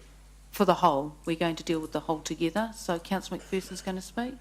I'm happy to speak, Your Worship. It's on, yep, thank you. I want to start by commenting on an earlier thing that happened at this meeting. I have only one word to describe the last public submission. It's a word with a hyphen in the middle, and the word's jack up. That's what we had here, when clearly at least a couple of people in this room had had prior conversations with the submitter, and were in fact putting one of the councillors was putting words in the mouth of that person to say that council had a wonderful proposal and that he wholeheartedly backed it. That word exactly was used. I regard that as a jack-up, and the reason that I do is because if the Catholic gentleman, I don't know whether he's present still in the room, and his organisation was of a mind to help the Hamilton's elderly in need of housing as much as he claims they are, then what has he been doing, or his organisation been doing, about the 242 elderly people currently on the social housing waiting list in Hamilton? If he's so keen to do something about that, there's a group that he could start working for now. Don't wait for council's process to go through about whether we're selling this or not. Get into it right now and start helping those people in need. Or you risk being accused of being used by people on this council who have an agenda to sell off our social assets, because that's what I think is happening at the moment. And I have disagreements with some people, philosophical disagreements with some people around the council table, but I do like for those debates to be open and transparent. And I certainly didn't feel that there'd been things were very open and transparent during that last public submitter's statement. I don't think we should be selling our pensioner housing. I think that there was a social compact reached 2 years ago or a year and a half ago in the last council, and the current mayor certainly expressed words to that effect then, as did others around the council table, that we'd got rid of the council housing that wasn't fit for purpose, and that we were leaner and meaner and able to survive with what we had. Hello, less than 2 years later, we're flogging off the rest of it. What sort of message does that send to the community? I think it's a message to say that council intends to get out of all the community aspects of its services and provide only roads and rubbish. And not even, some would say, doing that very well, but that's another matter. I think that any city, any modern city in New Zealand, any smart city, looks at both the economic well-being and the social well-being and the community well-being. And one aspect of providing community services and ensuring there is social well-being in your community is to ensure that everyone is housed. In fact, that's one of the most important things. Hamilton City Council shouldn't be the only organisation that is providing housing in this area, but it should be a player in the field. If we exit from being a player in the field, we exit from any ability to have any influence in that area. All we'll be doing then after that would be to say nice words. Pretty much what we're doing now in the economic development area, actually. We say lots of nice words, but we don't have the ability to actually influence the local community and the policies that relate to it in that area. I think there's some other aspects, though. In the General Manager's report, he did talk about risks, and thank you for that, because one of the risks that you talk about just shows that just one small consequence of this, the risk of that the timing of the decision will create unsettling news for tenants just before Christmas. That's the understatement of the year, I'd suggest. The residents it's not just Christmas. The residents are already unsettled. And they're not just unsettled because of this iteration of it, they're unsettled because this is the third time in 5 years council has done this. What's more unsettling than to have that sort of thing regularly repeated, regularly reiterated? I don't blame you for that, Blair. In fact, I thank you for highlighting that point, even in the official report. That's just one of the consequences. There are other consequences. I have seen another religious organisation, not the Catholic churches, another one's letter to tenants in Hamilton, pensioner tenants of theirs, talking about the costs that they're going to have to face and the obligations they're going to have to meet in terms of looking after stoves and fridges and all sorts of capital items that normally landlords would be looking after. That's the sort of thing. Moved by Councillor Wilson, seconded by Councillor Gallagher. That's the sort, thank you, that's the sort of costs and worry that face people as they move into the market if they become tenants of market-driven organisations. Council is not a market-driven organisation. We're driven by our social policies, and I think that's a good way, the good thing to happen, and something that should be continuing. I am totally opposed to us abrogating ourselves of any responsibility in this area, and if people say we can be responsible by having good policies and encourage others, I say to them that's hot air. The only way you can actually influence this area is by being a player in this field.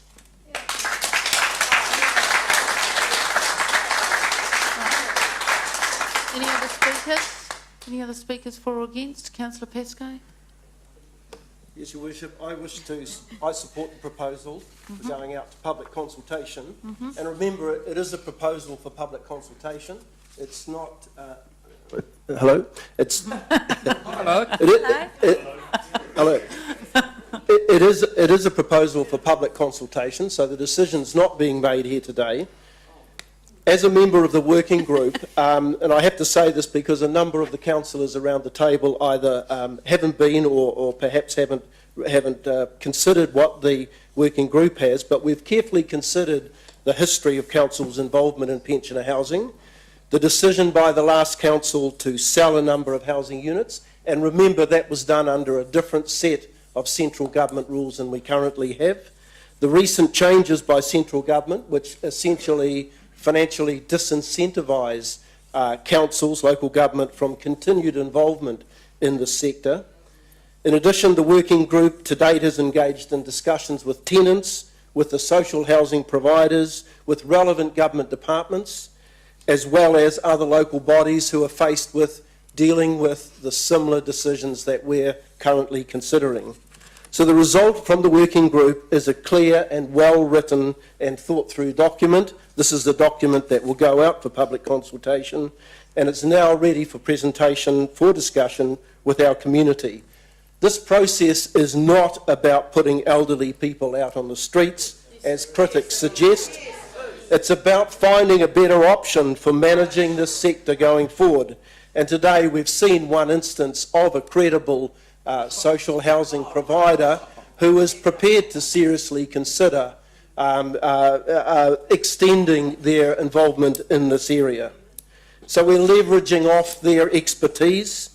We're also of the aware that this social sector has access to significant financial incentives that weren't available and are certainly not available now to council.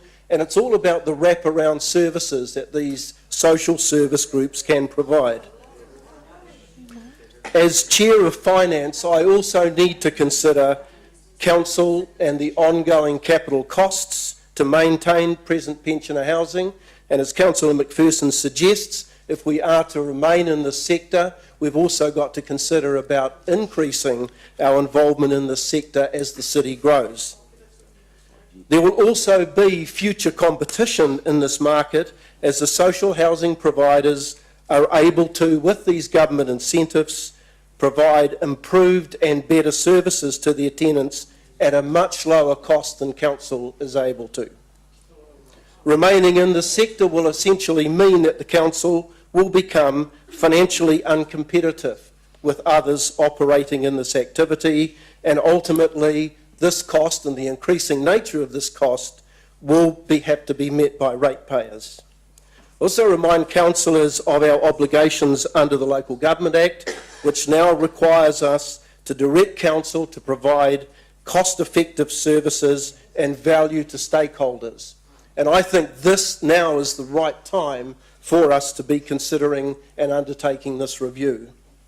So I support this consultation process as it will allow for us to engage further with the tenants and the providers in this sector in searching for an outcome that will be significantly better than the existing model. Thank you. Now I've got Councillor O'Leary, then Councillor Forsyth. Councillor O'Leary. Thank you. Thank you, Your Worship. I think it's a little interesting to me listening to comments around the issue that a ratepayer may or may not have spoken to me or any one of us. Ratepayers as individuals are often coming to us with ideas and concepts and comments, and we often say, well, how about come and speak in the public forum? And my learned friend, Councillor McPherson, is very apt at getting support in the public gallery. So I just want to thank St Vincent de Paul's for coming and sharing his view. What is the point of order? Sorry, the Councillor O'Leary appears to be accusing me of having had anything to do with getting the people that are in the gallery here. I'd like her to back that up, or otherwise... I can withdraw, Your Worship. Happy to withdraw that comment. To be honest, I didn't take it like that, to be frank. No. Councillor McPherson, I didn't take it like that at all. So can we just move on with the debate, people? Because I actually think the public gallery would like to hear what we have to say. So let's focus on the issue at hand. Thanks. Thank you, Your Worship.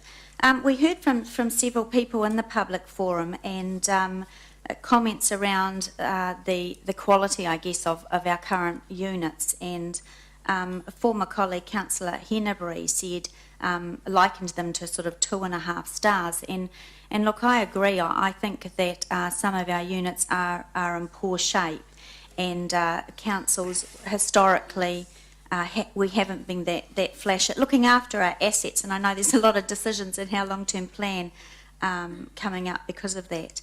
There was another comment made in the public forum, and I'm not quoting this one, but around us saying we're getting out of this business because government is telling us to. It's actually not the message that I believe we've been given. The government has had the foresight to start up a fund that they've targeted the best people available to deliver these services and incentivised that. And look, I actually think that that's a really good thing, and I think that's a smart government doing that. You know, they know that social agencies like St Vincent de Paul's and other social agencies like that can deliver better. Someone else in the public forum said that her unit that she rents off council isn't really up to the standard that, you know, the things that she needs, and we haven't invested in that, and that's a worry to me. The other... Can we just be quiet in the public gallery, because it's councillors' time to speak. Thanks. Thank you, Your Worship. The other thing is that this is going out for consultation, and that's the way that we do things, and this is a big decision. In this decision, there are a couple of things that I'm not so comfortable about, and one of them is selling on the open market. But because of my conversations, individual conversations with ratepayers, I know that there are social agencies out there that are really wanting to look after these people and to take on this role. And that is actually our role as well. This is about getting the best for those people, and this is doing all the things that we can't do. We're not a social agency. The social agencies out there that want to get in the business are caring, and they can do things like meals. Just carry on. So if there's interruptions in the public gallery, what's going to happen is we're going to have a peppered submission here from councillors. So I suggest you just hold your comments and listen to what people have got to say. Thank you, Your Worship. So those social agencies can offer those things like Meals on Wheels and community. And the other thing that the government has done, which with this fund, is enable those agencies to not only access that rental subsidy, but also to make those capital improvements, so that the ladies that we heard, and Pat, that I asked the question about whether we'd invested in her unit, that can happen if a social provider purchases these properties off us. And for me, that's what this is about. That's about getting the best outcome for those people in the units and looking after them. And we only do half of a job, and I know that staff have done a great job as looking after them, but we're not in... Thank you, Councillor Wilson. Thank you. We're not in the business of being able to provide the entire service to look after those vulnerable. For those reasons, Your Worship, I support the motion, not the amendment. Thank you. Councillor Forsyth, I've got you next. Yeah, just briefly, thank you. Look, I just wanted to take the opportunity to thank Mike, and I think it's Mike from St Vincent de Paul, for coming along this afternoon and sharing or expressing your serious interest in purchasing all of the social housing stock, or the pensioner housing stock in the city. That, to me, is the most exciting news I think I've heard in this space for a very long time. And the reason I'm really excited about this is because I actually agree with Councillor McPherson. I think our pensioners, and in fact, not just pensioners, but all of those people that need support in our community, need to be looked after and supported in a wrap-round way by those providers that do it a hell of a lot better than council does. All we do is provide the skeleton, the place to live, but people's needs, and I've heard it said in the public gallery this afternoon, pensioners are more vulnerable, they have declining health and increased isolation. They need a hang of a lot more support than just the mere shell at 2.5 star. I think Councillor Henneberry described them. I think some of them are better than that, but there are better providers. There is more to provide for our pensioners and for our other socially needy in the community than what council does at this point. And I totally support the proposal for the statement of proposal going forward. Okay, thank you. Any other for or against? No? Oh, Councillor Geller, thank you. Your Worship. I was also on the working group along with Councillor Young, and of course I disagreed with the recommendation. And with absolute respect, in the previous council there was a body of opinion that supported getting out of pensioner housing totally. The words baggage of the past, I think, was used in one debate. So with respect, I think the use or the interpretation of the current government funding package is something of a smokescreen for a philosophical view of what council should or should not be doing. Councils previously, and this council still has a social wellbeing strategy that aligned with the previous legislation, that council should be mindful and promoting the social, economic and cultural wellbeing of their communities. And part of social wellbeing, of course, was carrying on the long and proud tradition of council having a role in pensioner housing and providing for a section of our elderly Hamiltonians who need such housing. And that provision was supported by a proud and long tradition of councillors and elected members, some of whom were of conservative political persuasion. And today I honour the late Sir Ross Jansen and the late Derek Heather, Ron Page, people who were clearly of conservative political persuasion but never lost their heart. I also want to be clear and commit to record, and let me at this stage, when I quote David Bennett, unlike perhaps another former colleague recently, I publicly and warmly, along with the Labour candidate, on his win in Hamilton East and his re-election as MP, and wish him well for the next 3 years. In the Waikato Times, and I, with respect, think David and Tim, I see very much, don't want to embarrass them, as centrists, unlike some other political views maybe around this table. However, David Bennett said the government's intention was not to exclude councils from the sector, but instead offer incentives to new housing providers. Quote, "There's no suggestion at all that councils should divest their social housing stock," David Bennett said. "Other councils aren't divesting their stock in the wake of not receiving these incentives," and the council's position had been explained to the Mayor by Housing Minister Dr Nick Smith. David Bennett said the City Council proposal could result in a reduction in Hamilton's social housing stock. Any reduction in the stock would mean the need that would have to be met somewhere. There is a need for more social housing stock.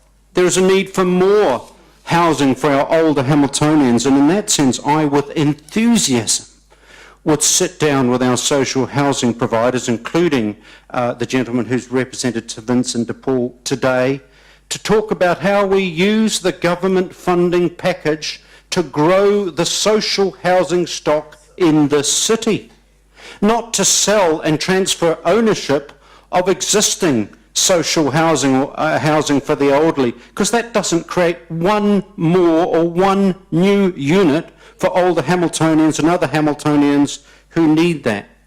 And I'm going to say this, colleagues, you are and we are very generous with what we spend on communications to convey our message.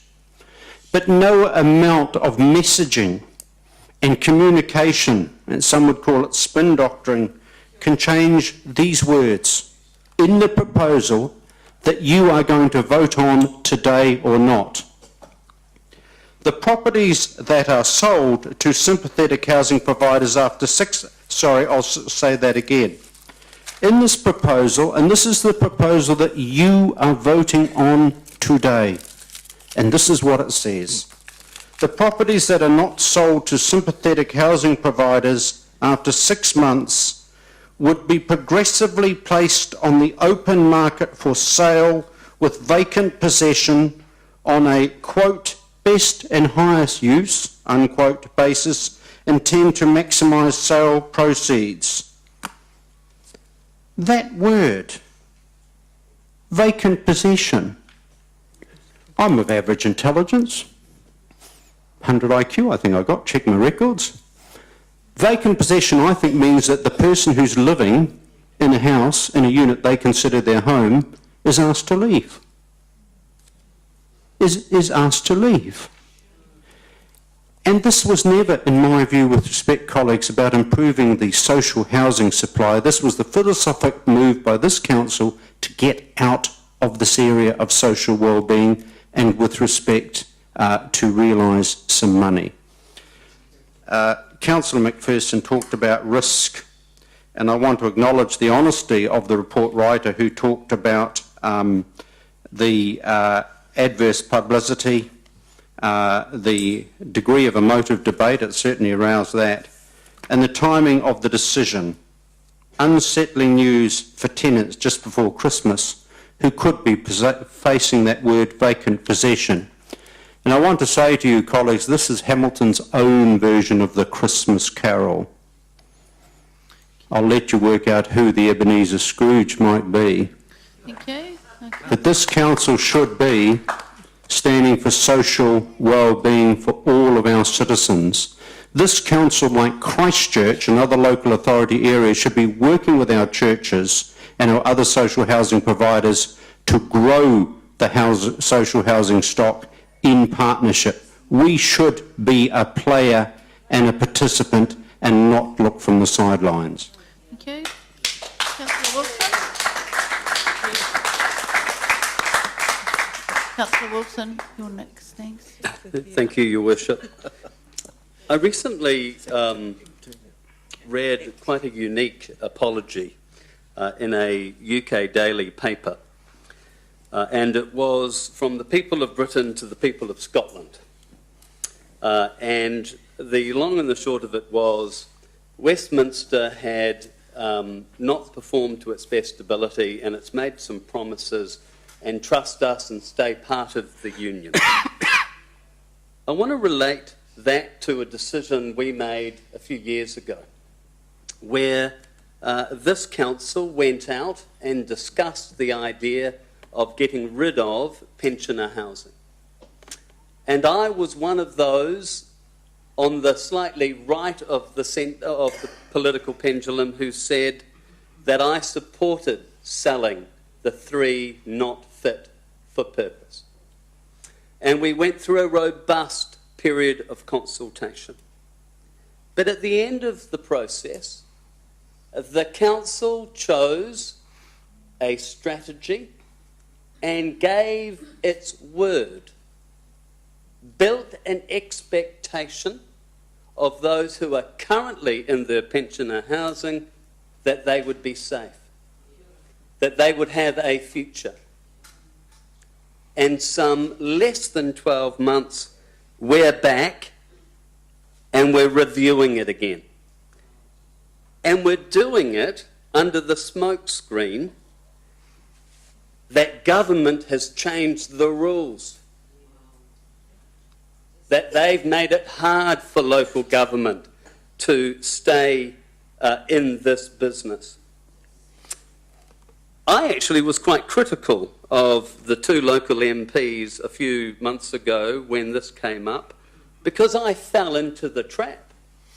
I thought what we were being told was right, that the government had basically made it impossible for local government to stay in community housing or pension housing. And I'm embarrassed to say that I have to apologise twice. I have to apologise to the people I said a year or so ago that this is a robust process that will give you some certainty. You have a future now in the pensioner housing. And I have to apologise to the local MPs because they haven't voted for a piece of legislation that limits our ability to participate in this business. They have encouraged us to be more innovative, but they haven't negated our ability. And we're using it as a smokescreen to get out of it. And why are we getting out of it? Let's be honest. We want to spend the money on something else. We've got other projects. We've got other fun things that we would like to do. And by selling this, we immediately release the 3.3 million in proceeds that we got from the last lot we sold. And then millions more to come from this lot. So let's just be honest. We don't think you're a priority anymore. We prefer to spend the money somewhere else. Please do not buy into this premise that we're not talking about the potential of this going to the open market and that it will be on the basis of vacant possession. It will be. And it will come just about Christmas. It will be the ultimate Christmas cracker, a gift from us to you. And I'm astonished that the church group who's presented here today saying that they are so keen to buy all of the social housing that's left in the portfolio, because I hadn't heard from them in the last 12 months. I hadn't heard from them after the last process that was all about us working with the private sector to develop a joint strategy to grow the amount of social housing we have in the portfolio. Didn't hear a word from them. Didn't hear a squeak. But I hear them here today, they want to buy it all en masse. Why? Because they actually cover their own way. They make a bit of money. These things are actually quite a good investment. I still get confused how in 1 year we can say that we've covered the costs and have a cash surplus, and then suddenly, through the use of depreciation and interpreting of accounting processes, that we've suddenly made a loss. But my point is this. At the end of the day, is this a business that we should be in? And I sit right of the political spectrum, but even I see the social obligation we have. We're in this business. we can provide this service. And I disagree with Councillor Forsyth that says that we don't do this well. We do it well. And we are more than happy to work with other parties to provide the wraparound services. If we're not in this business, these people will be vulnerable, and that will be a tragedy. And I don't want to be a part of it.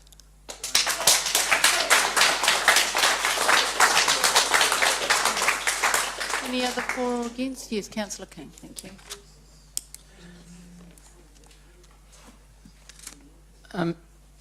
Yes, I believe there is a need for social housing in Hamilton, but I think this is about talking about who can provide the service best.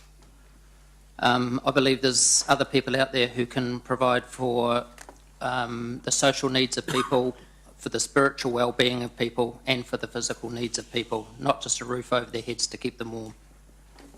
I believe there are better providers than the council who are involved in all sorts of sectors and all sorts of areas, and there are people out there who specialise in looking after people. I have no doubt that our tenants will be looked after, and they'll be looked after more than holistic and fully. I support this going out for the public, so the public can come back and comment and give us feedback on how they feel about it. So I'm supporting this. Right, any other for and against? Right, I'll just make a few comments. I do support the proposal going out, and I want to emphasise this is a proposal. And this is why it's very important that when people give their views on this, they give an informed view. Because I, for one, want to hear an informed view to help me make a final decision. So that's the first point. The second point, there is absolutely a need for housing, social housing, in the city and across New Zealand.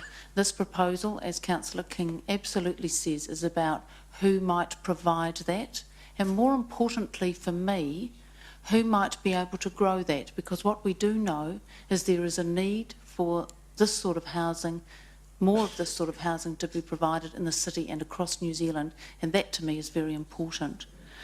Let's not kid ourselves, this is actually a very, very important issue for the council to make a decision on. It's an important issue for us and for the community.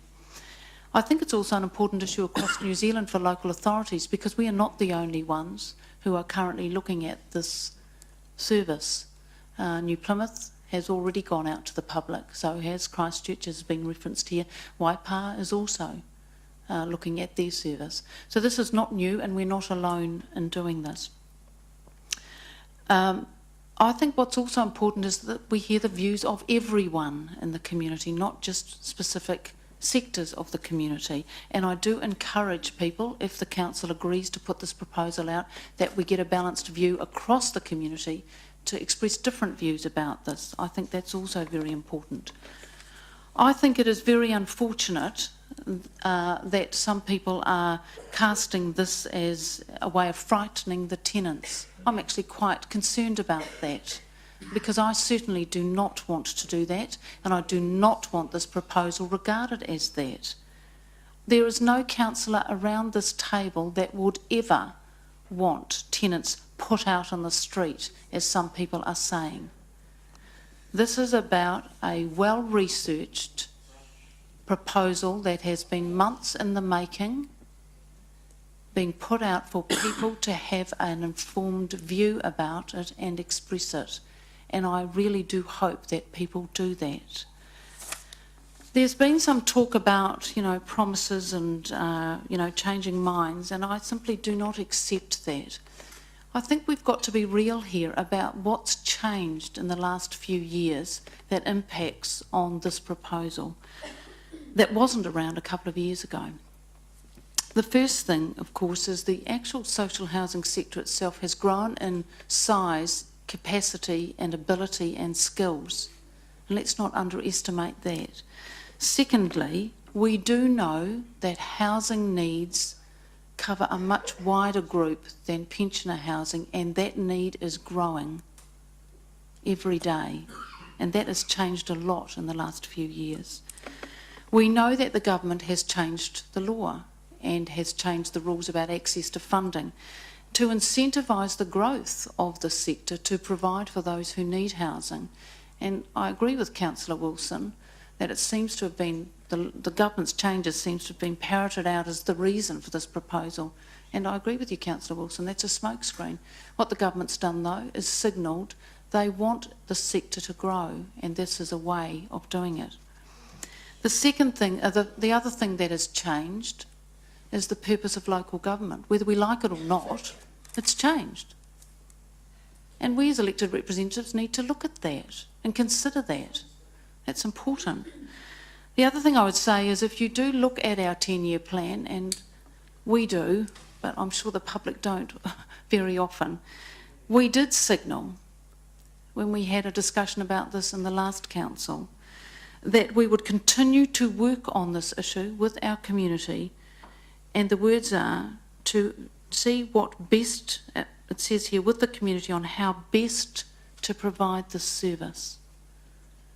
And over the past few years, that has been what has been happening. And this, in my view, is a proposal that culminates in a variety of discussions that have happened across the city with different groups, some more active than others, that's for sure. So I think it is very important when councils are about to consider issues of significant importance both to us and to the community, that they take a well-researched proposal out to the community for them to have an informed view about a step we might take. So I strongly encourage councillors to support this proposal to allow the community to have a rightful view, and I hope the community does do that. Okay, so are there any other speakers? Right, we're going to go to the board to vote on this. On the amendment or the motion? The amendment. We're voting on the amendment first. Yes, we are voting on the amendment first. Are people clear what the amendment is? Which is to receive the report. Okay, I just want to check. All right, we're on the board. Are we? Does the board work? This is the amendment.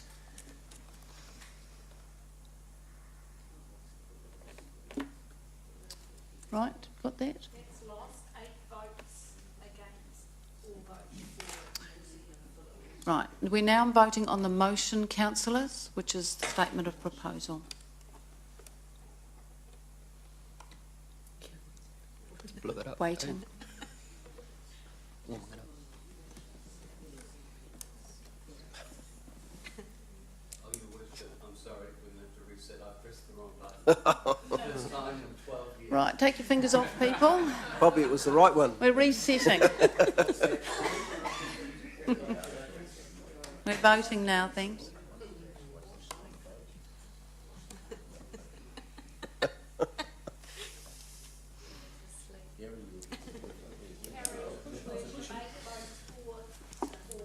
Right, thank you. So that has been carried. And thank you very much to the members of the public who have come along today. We do appreciate you coming along and hearing and providing your comments. So thank you very much. We're going to now adjourn for afternoon tea, and we'll come back at 3:45. Thank you. Anyone interested in the finances, please see Richard and Audit Chair. Thanks.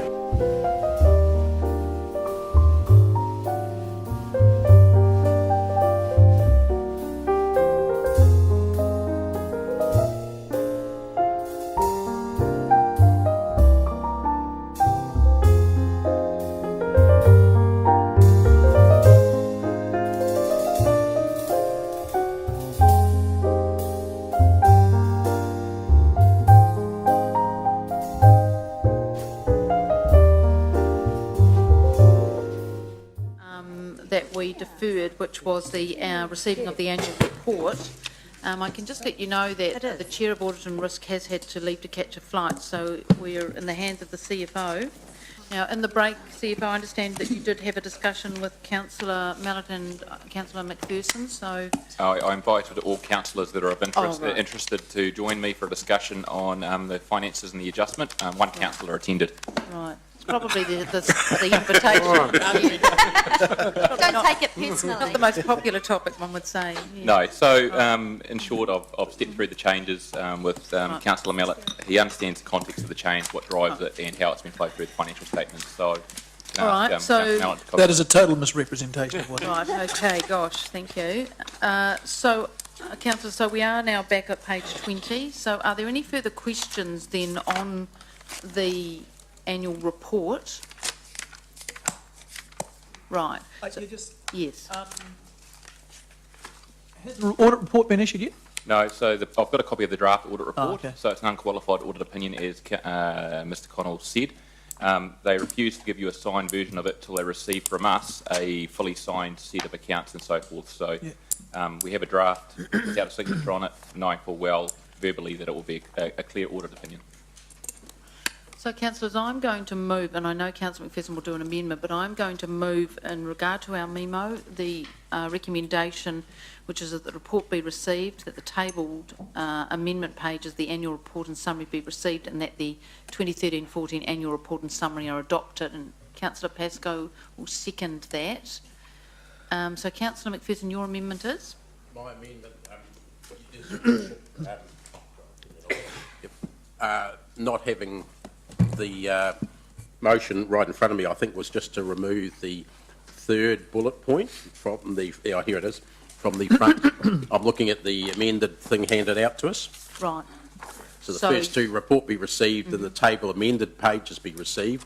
For factual reasons, I'm certainly not opposing that, but I wish to move just those two. Just those two, right. Okay. And if I could speak to that, if there's a seconder. If there's a seconder for that? I'll second it to get on the table. Right, Councillor Wilson seconded it, and you're going to speak to that, Councillor McPherson? I had my hand up. Right. Yeah, Your Worship, I don't oppose this because of what's in the report or what's in the amended report. I understand it. I've also had a talk while Mr Briggs was bemoaning the fact that only had one person out there. I had a better offer from Paul outside, and we had a chat with him. And I certainly understand the technical points, but my beef, if you like, is with the process. We have complained several times about getting last-minute stuff. I don't blame the staff for the situation they're in, but the fact is it's last minute, it's an important legal document and financial document, and we should not be being asked to support something at the last minute, or after the last minute in actual fact, because we haven't had time to take it in. No matter how many coffee chats we can have with the Chief Financial Officer, that's not the right way to do business.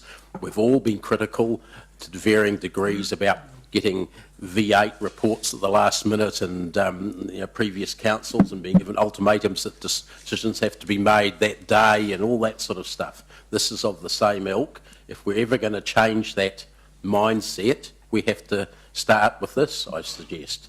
So there's time to deal with it legally before the end of October, and I think that's what we should do. I don't think we should call a special meeting. I think Gary suggested before that we take another opportunity at another meeting. That's a possibility. Hook it on to the end of an existing meeting. So that's why I'm suggesting that. Right. Okay, thank you. Any other speakers for this, for or against? Right. Okay, so councillors, we're going to vote on the amendment and we'll go to the board on that. So we're voting on the amendment.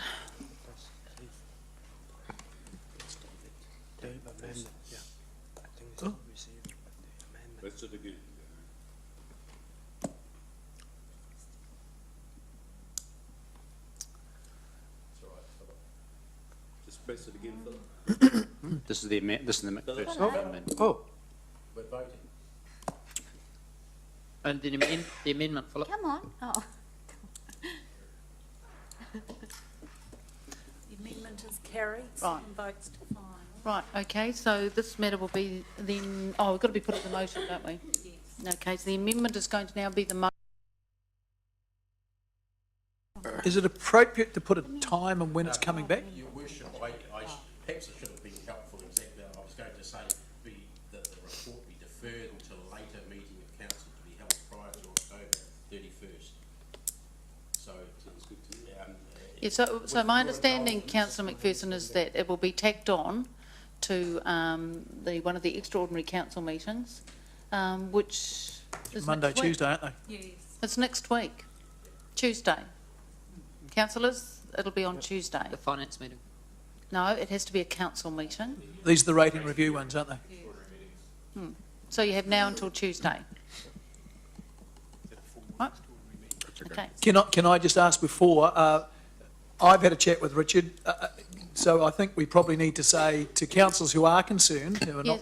Yes, Councillor the offer has been made Okay. that if you wish to discuss this, and clearly you must all do, or majority of you do, then you need to go and see the CFO. Okay, thank you. All right, so we're now voting, sorry? I will not be at that meeting because I have no reason to be at it, so will you give me a time so I can be here for that vote? Right, yes. Yes. Thank you. All right, so we're now voting on the motion, Which is the amendment. which was the amendment. What's the amendment? What are we voting on now? What are we voting on now? Yeah. That we're receiving the report and that the tabled amendment, we've received the tabled amendment pages, but we are not signing off on the annual report. Is everyone clear? Look, the amendment has now become a substantive motion, so you're just reaffirming the vote. And the amendment is to defer it till next week. That's right. Yeah. Can we vote again then? Yeah. Right, we're voting again on that? Sorry. Yeah.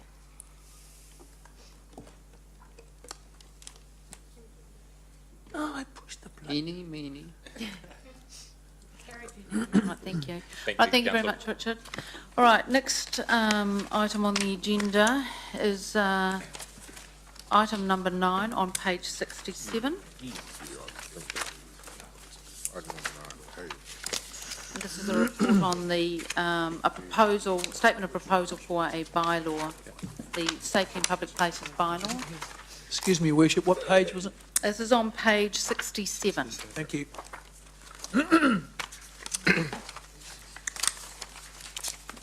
Right, so I think you can take it as read unless there is any particular points, Brian, you wanted to raise with councillors. Councillors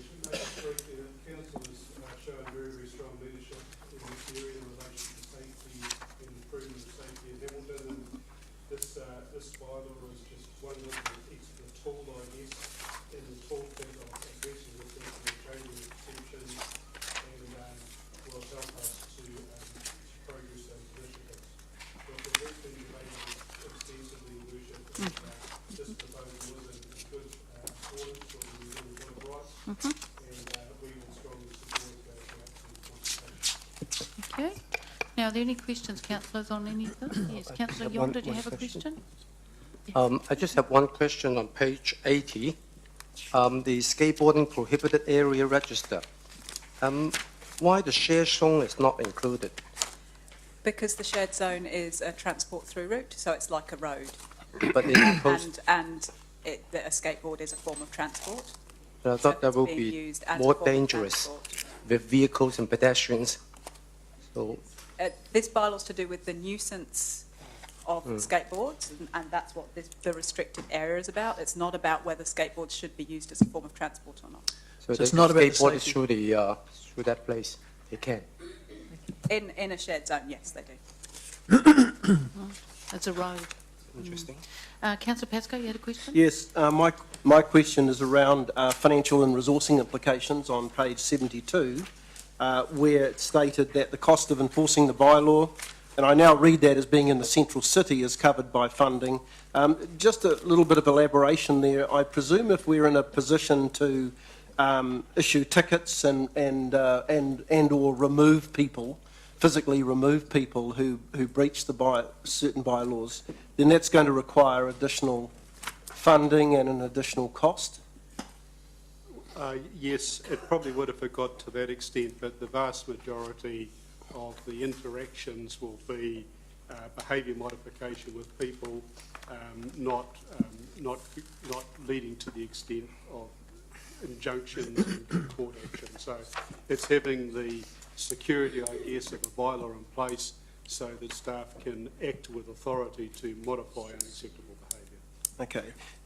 Just a second question there, Your Worship. If enforcement is required and by way of issuing tickets and so forth, then that opens a whole can of financial costs, does it, in terms of the cost of policing that and the cost of issuing and collecting on infringement notices and so forth? Under this particular bylaw, you can't issue tickets, you don't issue infringements, you actually have to prosecute. So the bylaw sits there as quite a strong legal incentive. And like I say, most of the interactions our staff will have will be in relation to behaviour modification. Thank you. Councillor Mallett? Does this bylaw protect councillors debating social housing from So irate Councillor Mallett, pensioners? that is not an appropriate question, is it? Oh, sorry. No. Did you have another question No, about the that was bylaw? that was Right, my lot. Thank you. Councillor Tooman. Yeah, just one issue here on page 72, number 41, which is as far as the enforcement of the bylaw is concerned, it looks like it's contracted out, and I understand it is contracted out at the present time. How much longer does that contract have to run? Can you tell us, I think Brian? it's to the middle of, excuse me, I just checked, 2015, is that right? Until another 3 years? Another 3 years. So one of, sorry, I thought it was a shorter period than that. Thank you. One of the options, Your Worship, is to look at how's the best way to carry out this service. And one option is to do it with our own internal resources. We did receive some very good advice recently from the ex-Chief Executive of Brisbane City Council on this matter when she was here, and she did strongly recommend that initially when we upgrade the compliance services around city safety, that we do it by contract. So our feeling at this stage is to commence negotiations that have already been, some of the first negotiations have been had with our service provider, Waikato Security.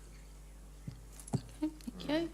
Right, any other questions? Yes, Councillor Leary? Your Worship, I see that the recommendation is for option 2, so that's the submission period and hearings. Will council hear those hearings? Or They will. It will be council? Okay. Yeah. Thank you. Right, any other questions? Okay, I'll move the recommendation on page 67. I'll move, Your Worship. And it goes over the page. It's seconded by, was it you, Councillor Tooman, seconded it? Any for or against? No, I just want to make a couple of comments, councillors. I think this is a very good step that the council is taking. Responds to the community's concerns about safety, particularly in the central city. And I think it's showing good leadership by the council that we do mean business under our safety plan. And this is a good first step. And I will be interested in the submissions that we receive about this issue, because we know with the psychoactive substances, we had an almost meltdown, didn't we, in our community about the effects of that and the consequential antisocial behaviour. And this will be an opportunity for us to show that, you know, we've got a solution, hopefully, that will work for most people. So thank you very much also the staff that have worked on this. And we'll look forward to seeing what the enforcement regime looks like later in the year. Okay. Right, councillors, we're going to vote on this on the board.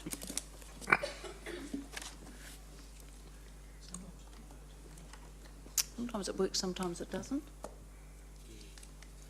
Carried Thank you. Can I just check, is Councillor McPherson left? Yeah.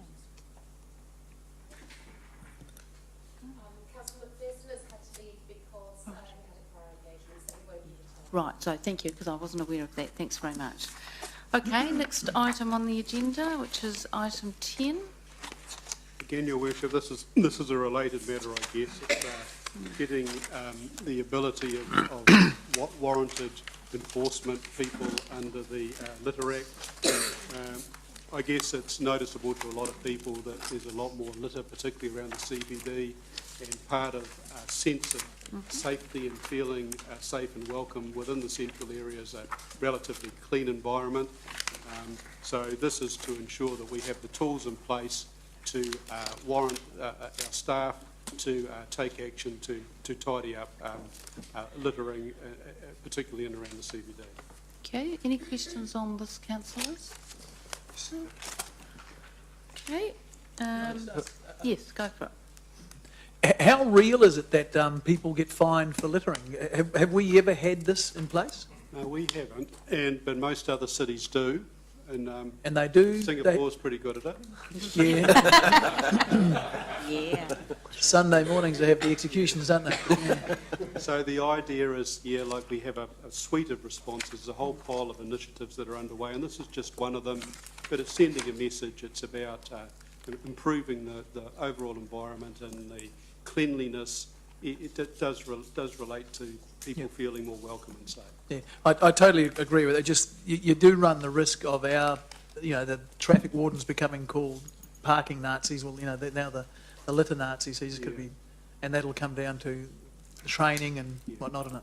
Yeah, that's a fair point, and it's one I guess professionally I'm a little concerned about, and we still want to maintain, a fair and friendly approach to any of our compliance, and it's always got to be done with a firm but friendly hand.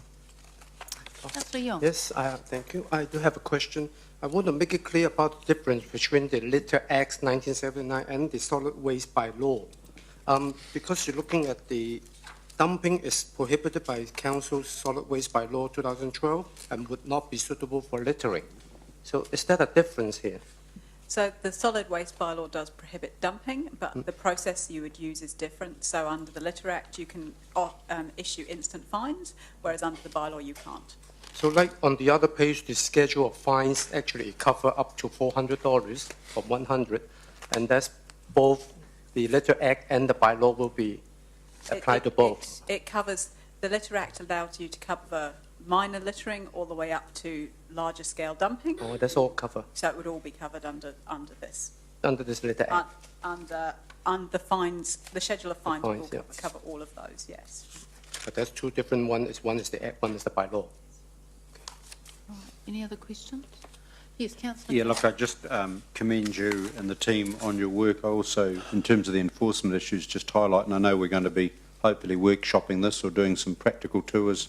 We do in the city, in residential areas, high-density residential areas, have a very serious, very grave, worse than third world, fourth world litter issue, in my view. And I think this comes back to the nub of where we're encouraging high-density residential. We haven't quite joined up the consequences of that high-density residential, colleagues, with a review of our enforcement and recycling and all of that kind of stuff. But I've certainly had occasion, for example, to go into an area, particularly I think in the university precinct, where everything, I didn't see a kitchen sink, but I certainly saw a couch and everything that is put there. And I think we really have a lot of work to do with real estate agents and landlords, property managers, in terms of what is acceptable, because there's huge public cost in picking up stuff that the council should not be having to pick up. There is issues of property valuation and values around property managers who leave some of the properties in an appalling state, and that reflects on the other houses in the street. Now, I don't want to sort of get off this particular topic, but I think this is that way, Councillor. this is but one very important component. So what I'm highlighting here is obviously further work that we as a council need to do, and I acknowledge it's not a simple solution, but this is obviously one important piece. Okay. Right, councillors, I'll move the recommendation, which is on page 88 and 89, seconded by Councillor Tooman. Any discussion? Okay, all those in favour? Is there any against? Okay, carried. Thanks very much. Right, the next item on the agenda is to move to public excluded. So I'm just before I do that, I'm just letting those who are here for the theatres to know that we will be, as you know, there was an issue raised about whether your matter should be in public excluded or not. So we will deal with that in public excluded. To determine whether the agenda item should be in public excluded or not, and then we'll come back. Okay. So sorry. Sorry, and just help me, because normally you would have the discussion. Oh, right. And the discussion is narrow. So, obviously. Sorry, Councillor Geller, that was the advice I was given. So, let me so can you just repeat, well, perhaps through you to the Chief Executive, because what I'm understanding is the narrow public discussion should be whether or not. No, Councillor Geller, we've got what the issue is. Thanks. There's a matter that is in public excluded, and there's going to be a debate of whether it should remain in public excluded or not. What's the process? Your Worship, as long as the debate is purely whether or not the councillors understand the nature of the paper. They have read it. As long as the discussion is purely whether or not to consider it in public or public excluded, and the debate is limited to that, then we can have that debate now in public. But any further debate until you've made that call around the issue should not be made until you've decided whether it's in public or public excluded. Your Worship, I could add that on page 93 of the agenda, that's the motion Right.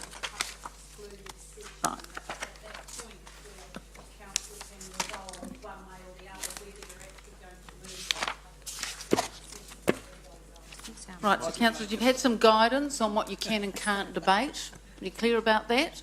So to test the will of the meeting, and this is procedural, I'd move the procedural motion that, and just help me here, that basically we would, that the item C2, asset analysis, retention or disposal options, Riverlea Theatre and land,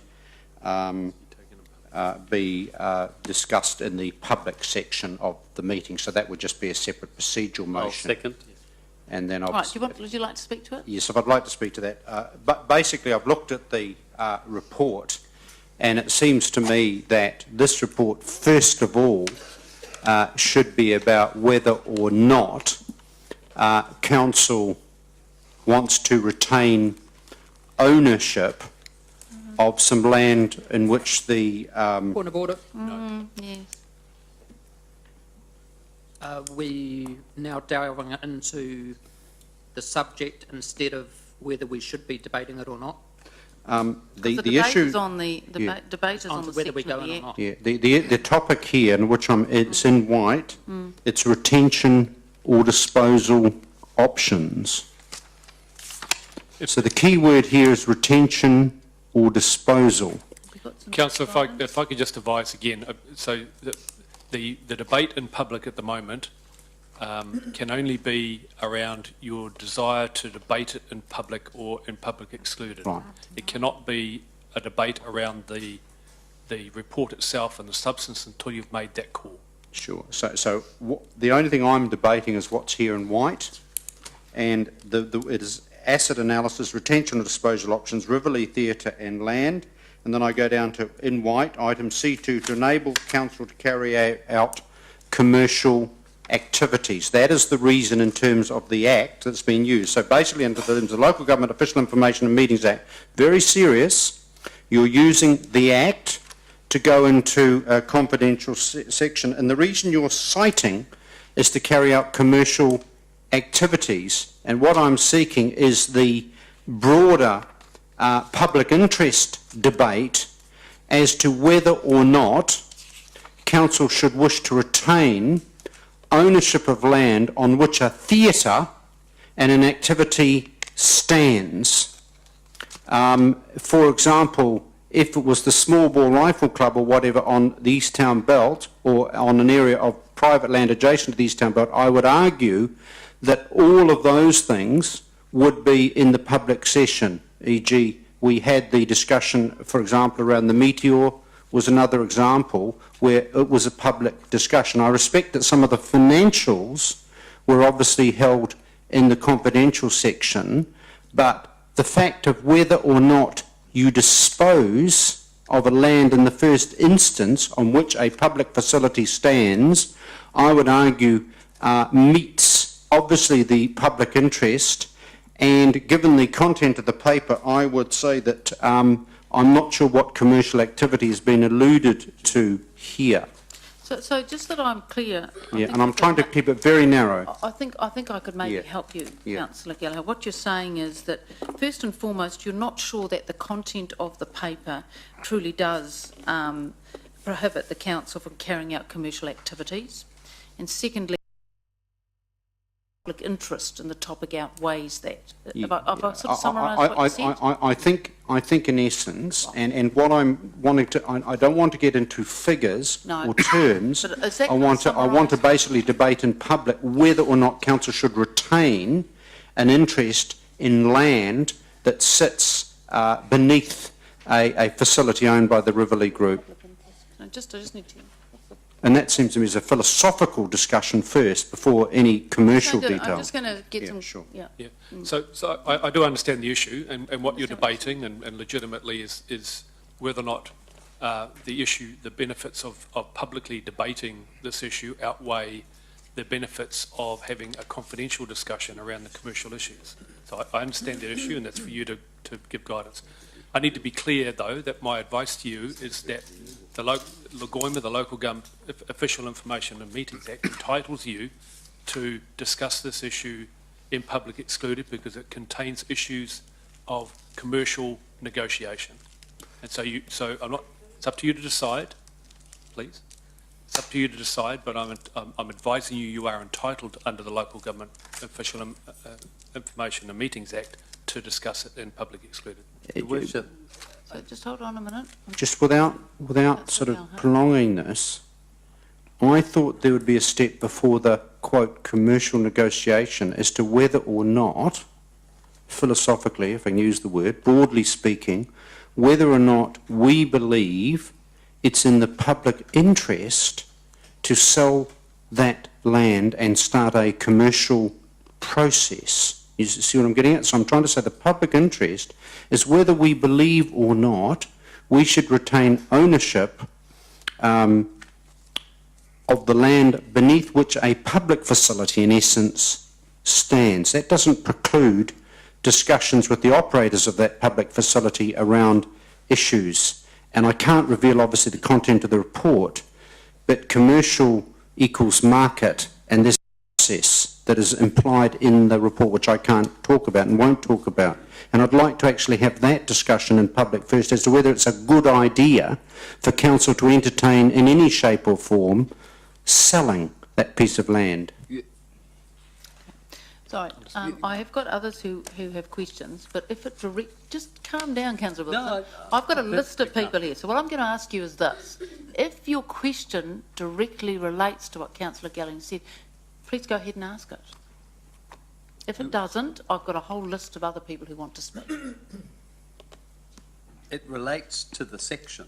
It relates to section 48. So I think, to be honest, there are other people in the list. I'll happily wait. So I've got Councillor Mallett, and I've got Councillor O'Leary, and then I've got you.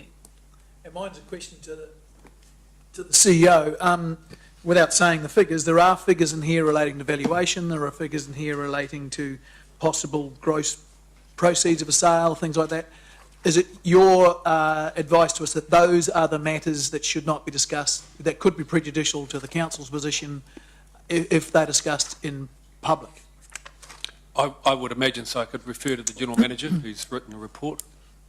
Yes, thank you, through your worship. The figures that you're talking about basically include valuation of the site, and as you're aware in previous examples, when we look to sell any property, we work on the valuation that we have received. Now, we do not tend to want to share that valuation to any other party when a sale process proceeds, because that then opens up the opportunity for them to offer a minimum sale price, if you like. The paper that's before you for publicly excluded, however, I remind you, does have a process. One process is the first step is to make an offer to the Rivoli Theatre Trust, but if they don't take up that offer of purchase for the business, then it does go out to suggesting an open market sale, and that's the confidential bit. Point of order. Staff member has just actually basically given us the content of the paper. On the subject, on the basis that we don't talk about the money value, then it's clear that the recommendation is now in the public arena through the Mayor to the Chief Executive. Can you tell me the point, given the advice we've just received, why we would discuss that in private on the basis we don't talk quantum figures? Yes. I think the more we debate this, the more the content of the report is being drip-fed into the discussion. Your Worship, we presented this and a recommendation for public excluded because that's how these things have been handled and normally in the past. Looking to the General Manager, I mean, if you believe that there is a wider public interest in debating it publicly, understand that these figures will be made public as a result of that, then it's up to you to decide to do that. Okay, I've got Councillor O'Leary. Have you got a question? Yeah, given that the Rivoli were apparently also given the valuation and it was reported in the media as well, I mean, what's the position? It seems like, like you say, a lot of information. Yeah, the horse is bolted. Possibly. Your Worship, Okay, so the question's been answered. Yep, possibly. yeah. Do you have any other questions? No. No, Councillor Wilson, I'm up to you. Can I? Your Worship, talk I guess Councillor O'Leary hit it on the head.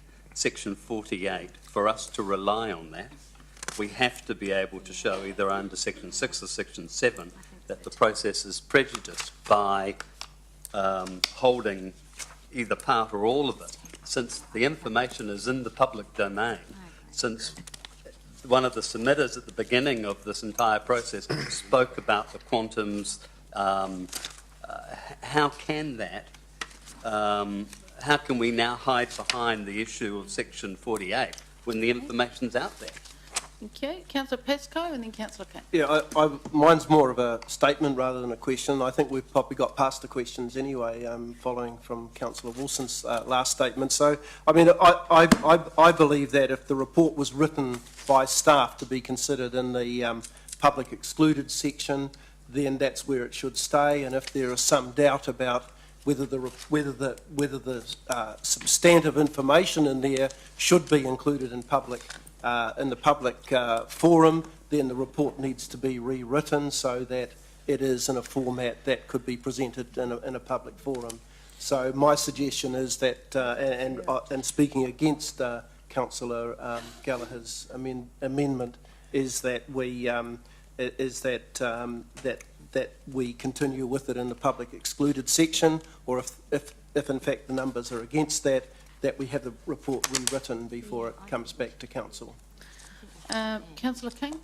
If my family trust wants to sell their farm to the farmer next door, he doesn't discuss it with the farmers next door in the room.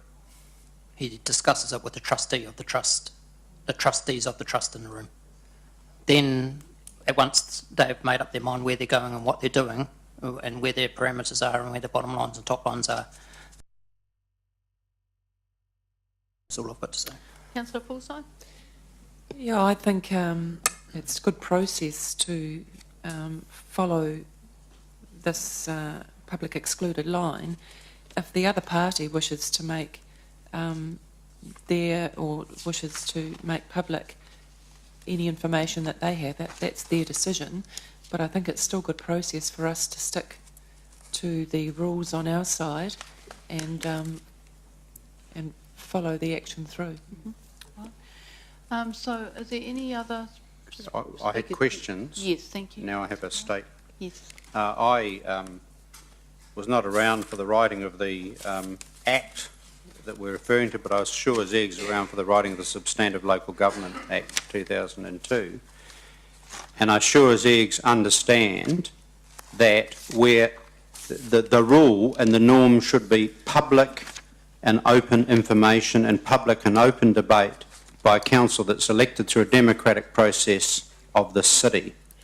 And I strongly believe you can have the philosophical debate around whether or not you sell the land or whether or not you enter into discussions to offer it to the current occupant on a social and as-needs basis, bearing in mind that the Riverlea have communicated with this council about what is their current position, and they've clearly said they are not in a position at this point in time to buy that particular property unless it was in a sort of a so-called peppercorn basis. They have publicly said that the consequences of this council putting this property onto the market, which has already now been stated publicly, will be dire and devastating. And I think in terms of due process and open local government and open government, it is very important that we actually get the philosophic debate out first about whether or not it's a good idea to put this piece of land on the market. That's not getting into the detail of the negotiation and whatever. I also see as an incredible double standard, and I find it really hard to understand that just before the last local government election, there was huge public debate around the gifting of the Meteor to the Trust and very fine and excellent decision that was, on the basis that if the trust falls over, the land and the buildings come back to ownership. But all of that basically was in the public realm and the public arena.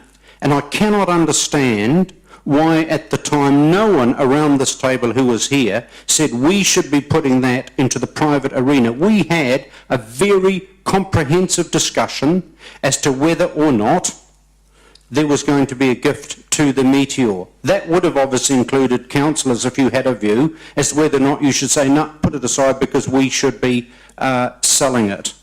So on the basis, colleagues, that we do not talk about price, I think it's absolutely legitimate that this argument should be held in the public arena. What we are talking about is a decision that will have a dramatic and profound impact on a worthy and historic theatre group who do a whole ton of good stuff for our young people. Right, so Councillor Gallagher, I think what you're speaking about is a technical point, not the whole debate in the philosophical issue. Okay? And I would just say that I think you will find that if it was a soccer group or rugby group sitting on Gower Park or Porritt Stadium, I believe when we talked about reserves and all of that, we'd have it in public and open session. So all I'm saying is that I believe that the public good absolutely outweighs the so-called commercial interest that is alluded to in this report. Okay. Right, any other speakers for or against this? I'm just checking whether we have a motion or... We have a motion, Your Worship. We have a motion that item C2 be taken in the public session. I'll just make some comments if I may. One of the things I do know is choose to waive their rights on that, and I think that's what's happened to some extent in this case, but that doesn't mean to say that the other party has done that. So that's number one. Number two, these are difficult situations because the council, does need to conduct commercial negotiations irrespective of what the outcome might be for the theatre. And I think it is very important that whichever way you look at it, you cannot have a discussion about this matter without talking about the substantive financial issues and the commercial position of the city. You can't. It's as simple as that. And I think that these are matters that do need to be, we do need to protect the commercial position of the council in these matters. So I do think it is very important that it is taken in public excluded. But I do, however, want to make one other comment, and that is, which is a comment I think that Councillor Gallagher made, that there are aspects sometimes of these reports that can be discussed in the public, and I guess more scrutiny needs to go over which aspects can be and which can't be. But as we do know, because we have had these debates and agenda items before, invariably you end up discussing the whole, and therein lies the difficulty. So I think it is appropriate, for what it's worth, that this is taken and the public excluded, so I won't be supporting the motion. All right, so we're going to vote on the board, and we are voting for whether... Can you just repeat what the motion is?